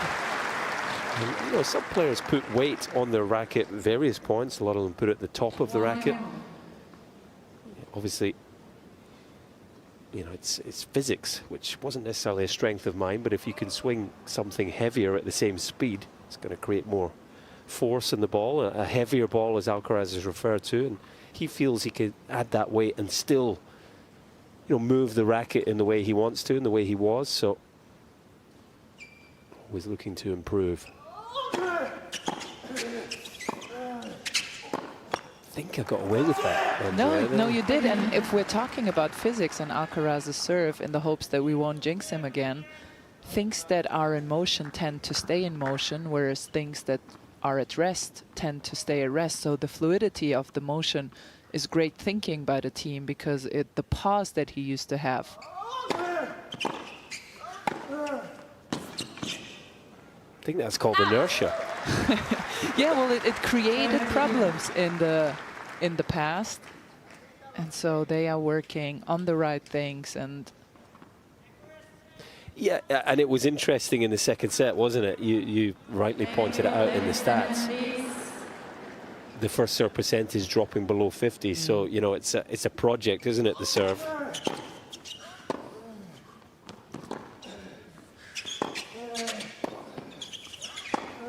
Oh, beautiful. At times, to me, this evening, it's looked like he's sort of wavered back to the old motion. Yeah.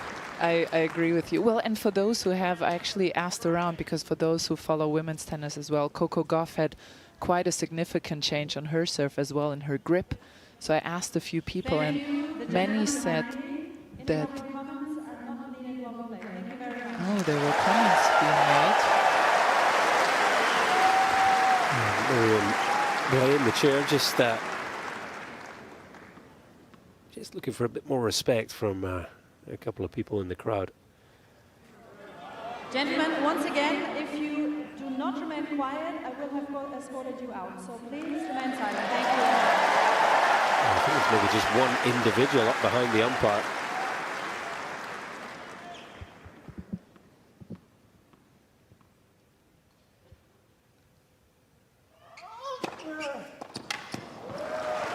Game Alcaraz. Not to be distracted. It's a love hold, and he's staying ahead in this third set.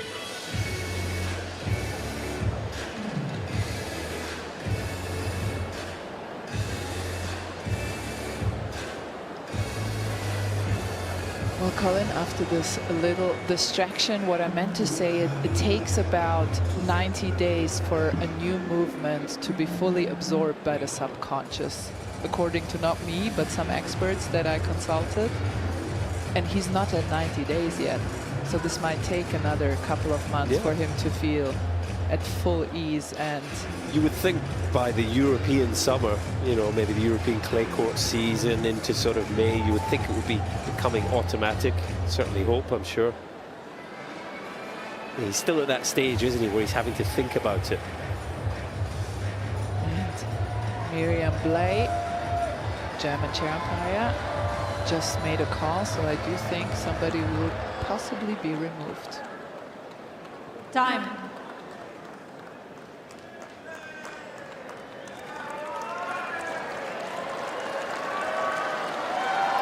Well, there's no doubt who has the greater firepower on the Margaret Court Arena. Alcaraz has more than double the winners. Shevchenko has shown he's got a fair bit of game at times.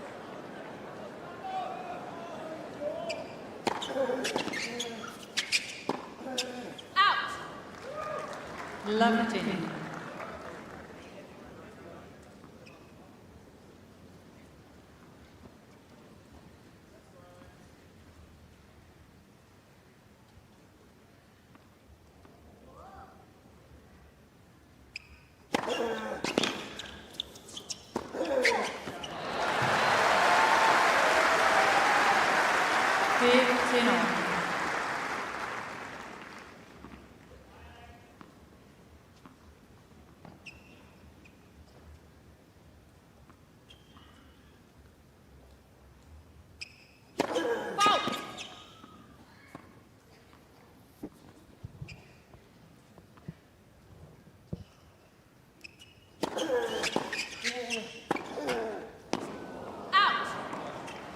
15. Does have quite a big wind up on that forehand, Shevchenko. At times he's been overwhelmed by the pace of the ball from Alcaraz.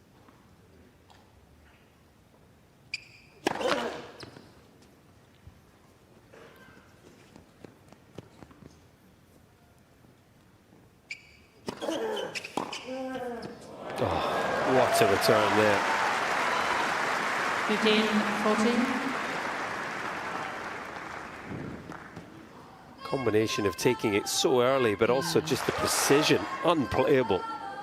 Yeah, there was a perfect camera angle of the timing Carlos has. Just catches it exactly at the right moment.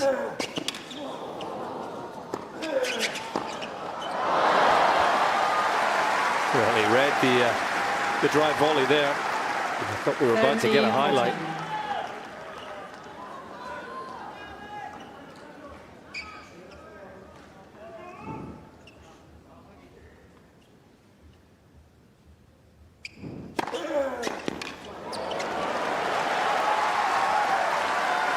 Couple of big points from Shevchenko, and he survives for now.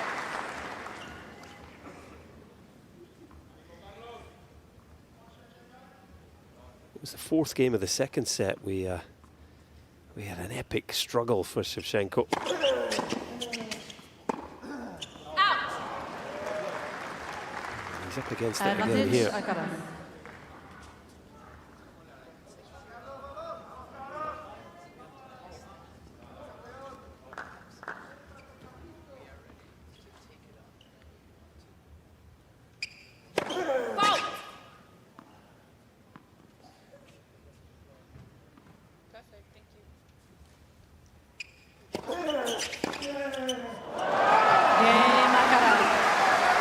And again, the same return gets him the break in this third set. Another perfect timing, pumped reaction.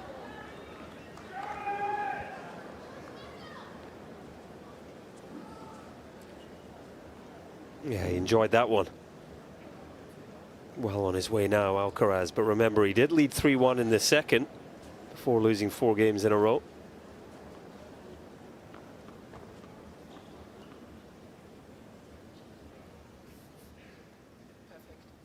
Perfect.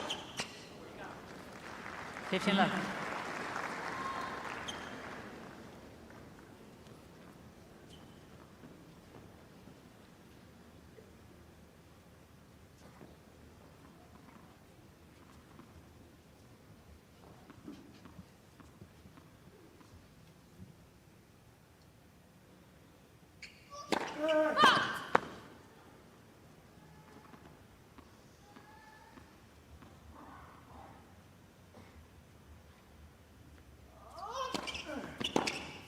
Out. 30 left.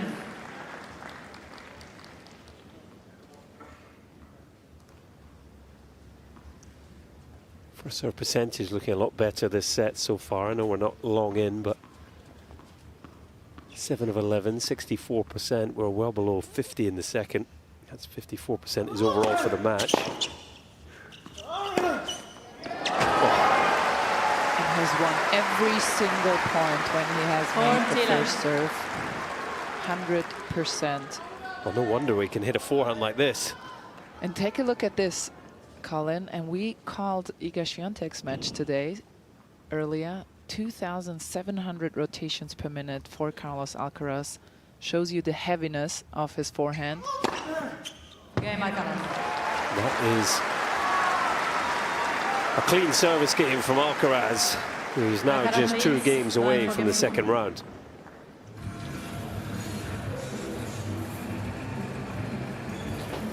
I'm going to test your memory now, because I can't remember. I can. What was Iga's spin rate on the forehand? That's why I brought it up, because it actually shows you beautifully that Shevchenko's forehand is quite flat, especially for a man, because we had Paula Badosa, who was at a 2,300 rotations per minute. Iga Świątek, who's at 2,400 rotations per minute.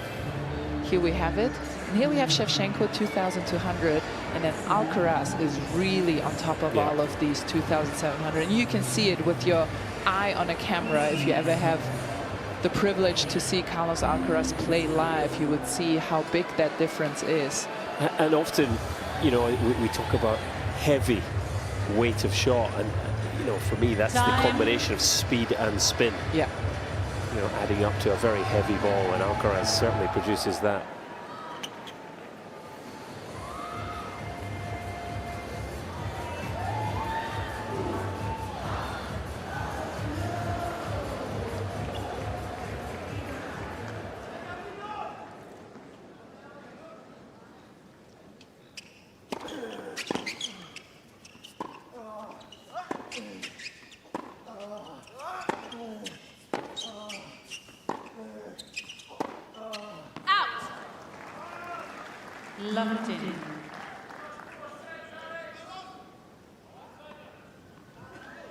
Little fist pump there from Alcaraz. He really has been dialed in from 5-3 down in the second. And it just looks like time now running out in a hurry for Shevchenko. Yeah, it's almost as if he's trying to keep up the concentration that he's lost in that second set. It's an exciting project for Joachim Nyström, the experienced Swedish coach. New addition to the Shevchenko team. There's plenty to work with, isn't there? Definitely.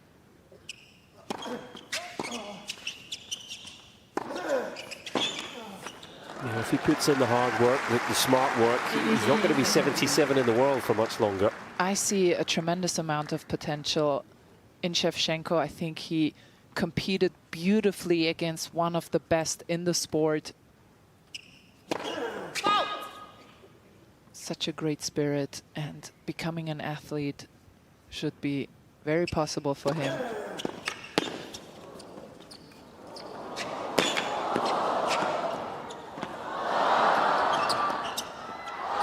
Oh, stop it, Carlos. Working his magic now. He can't help but entertain a crowd. 15-14. What a get that was. As soon as he made this volley, he knew something special was happening. Yeah, take a look at his legs, how so dynamic. Fault.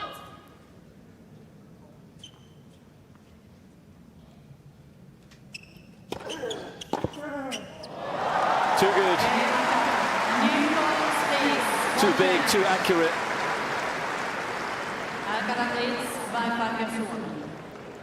We've talked about the serve, we've talked about the racket, but you've rightly highlighted, Andrea, that second serve return position is a big adjustment from Alcaraz on these faster hard courts to start this season, and it's been very effective tonight.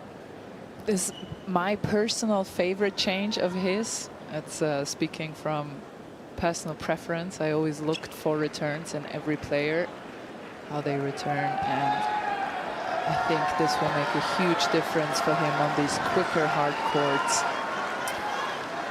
So just a little under 2 hours on the match clock. Alcaraz now serving for the match. Out. 59.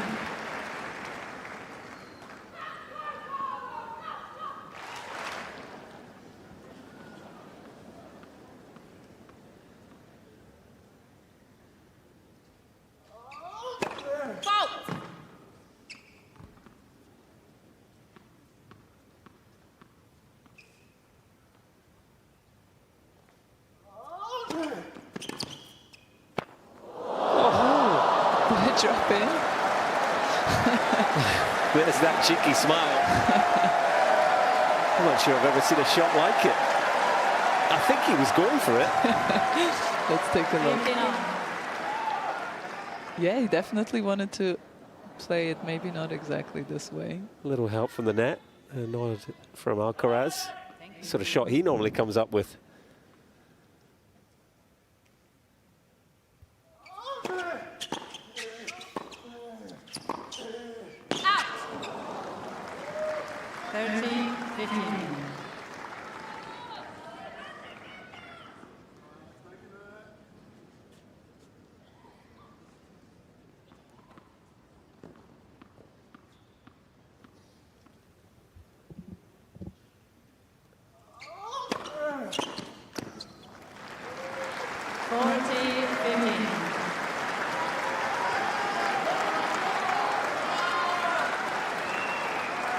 First match of the 2025 season, Carlos Alcaraz. It's not been perfect, but it has been very impressive.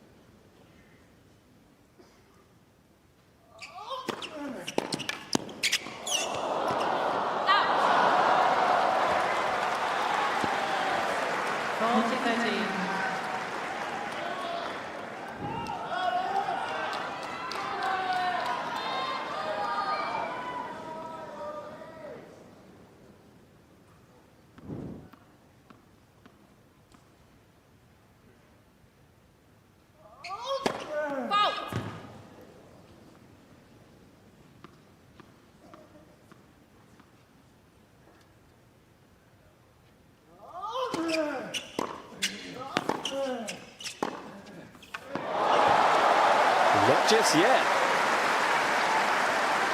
Good to see that backhand down the line once more from Alexander Shevchenko. Such a beautiful shot.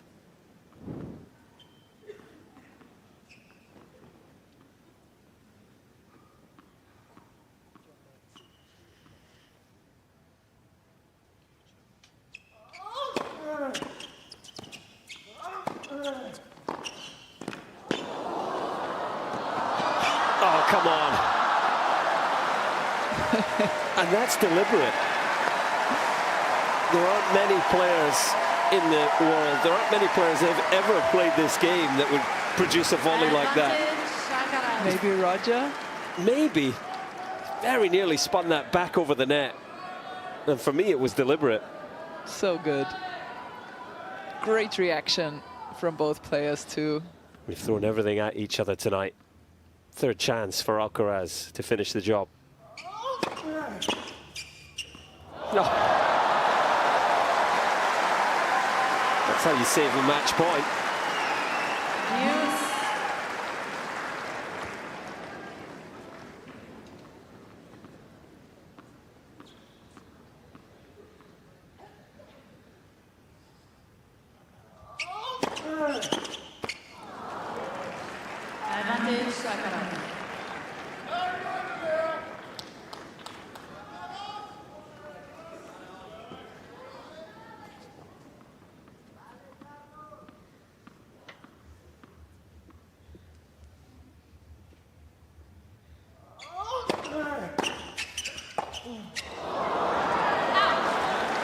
Four now have come and gone.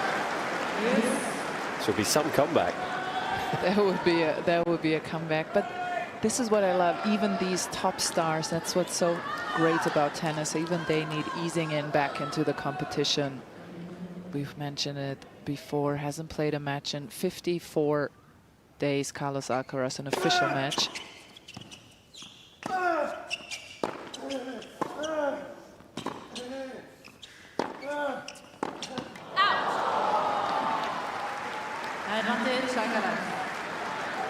Will he go for his trusted big kick serve and into the open corner now? Something he loves to do on break points, to save break points.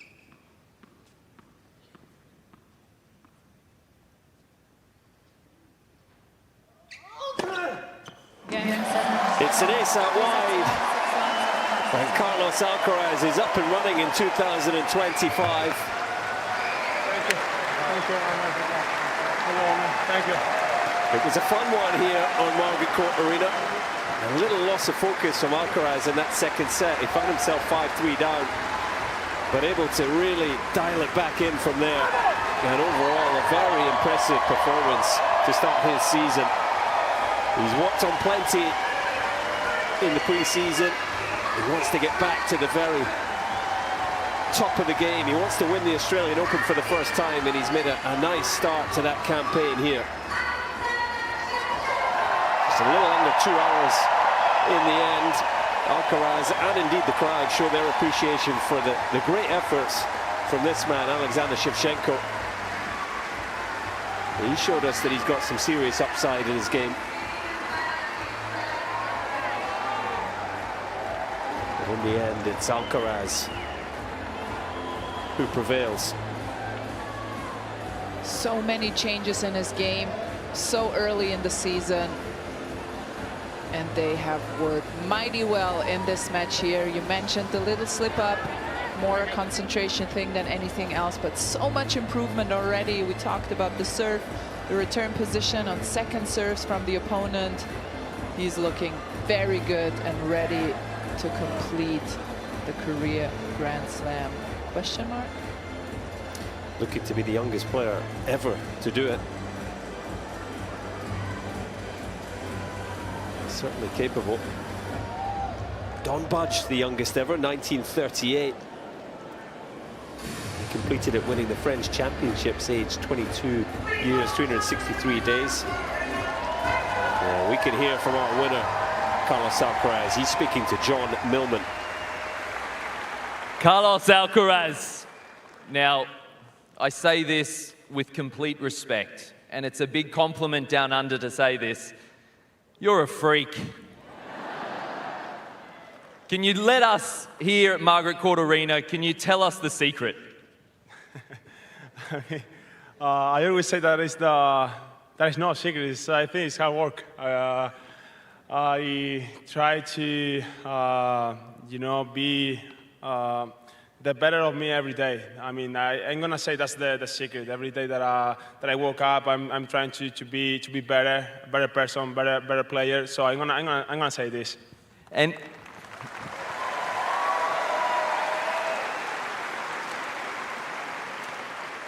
I know how important your team is. You're incredibly close with all your team. Juan Carlos Ferrero wasn't here last year at the Australian Open. He's back down under. What's it like to have him back in Australia in the coach's box?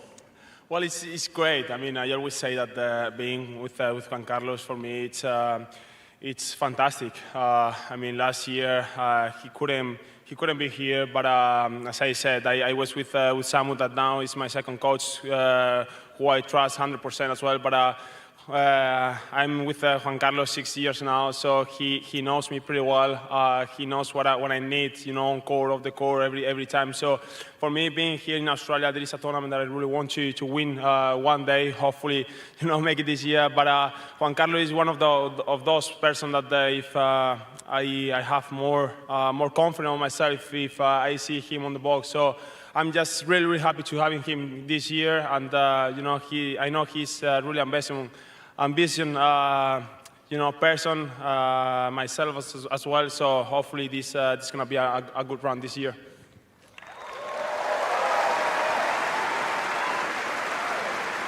Now, do you know who your next opponent is? Do you know? I think I know. It's Nishioka, right? Nishioka. You've played him once before. What are you expecting?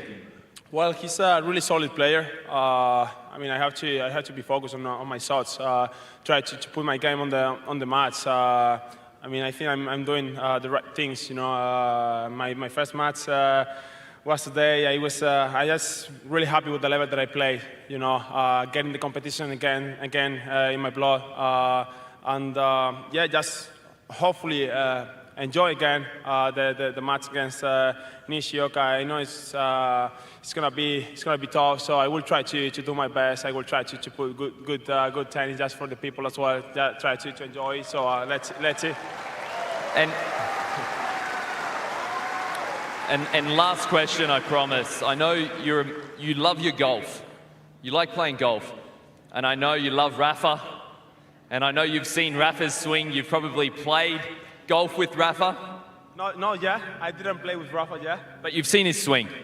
Yeah, I saw his swing. I saw his swing. I'm not gonna say anything. I mean. No. There's an out here. There's an out. I promise. Did you see the viral video of Jannik Sinner's golf swing? I saw that video. I mean, you're making me laugh about it, so it's not. Okay, I need you to do one last thing for me. I want you to rank the 3 swings. Carlos Alcaraz's swing, Rafael Nadal's swing, and Jannik Sinner's swing. Who's number 1, who's number 2, and who's number 3? Okay, all right. I had to start like for Instagram is my swing, so it's pretty solid. But the ball is always right, it's always left, so never in the center. So I have to say, or I have to ask if you know the rank is gonna be effective swing or beautiful swing. Beautiful, beautiful. We love beautiful swings here in Australia. All right, I'm sorry. It's gonna be probably selfish, but I could put myself the first one. Second probably Rafa, and third one probably Jannik. So sorry about that, but it's not personal. He's honest too.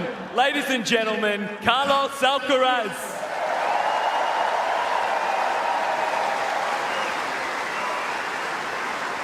Plenty of fun there. John Millman, recently retired Australian player. And Carlos Alcaraz does indeed love his golf. I don't think he would beat Rafael Nadal, but he might have a prettier swing. Getting back to tennis, he looked pretty good on the court tonight, Andrea. Just a sort of 4-game blip, a loss of focus that can happen. Other than that, he looked pretty good tonight. Yeah, definitely. And even with its slip, he still managed to win that set. Whereas last year, if you compare it, if you're really strict, last year he would have lost that set and we would have gone 4, which in the end accumulates.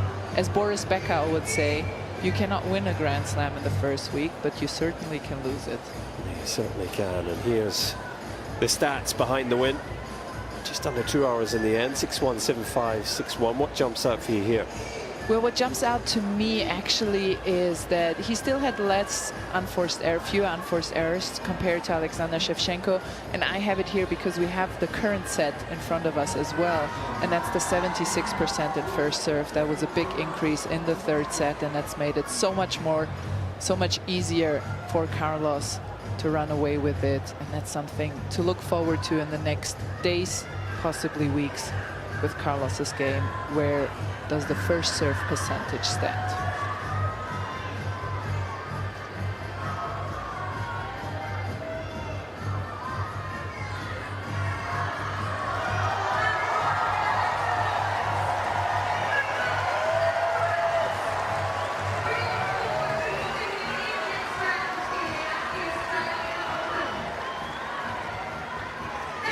Well, we heard it in the interview.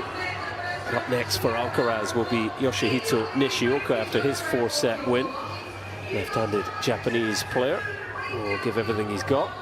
Alcaraz certainly favourite to come through this one. It's been a pleasure having you with us this evening.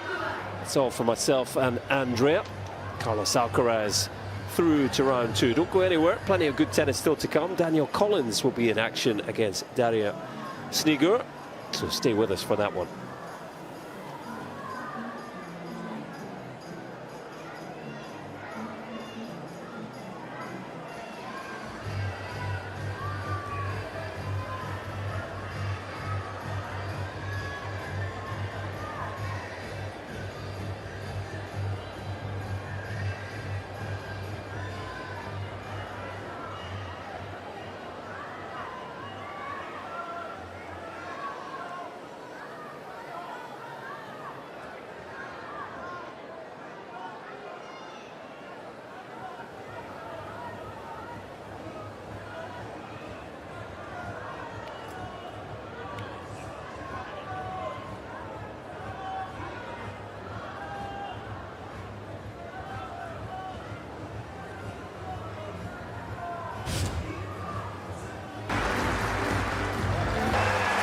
mistake to the court at Margaret Court Arena.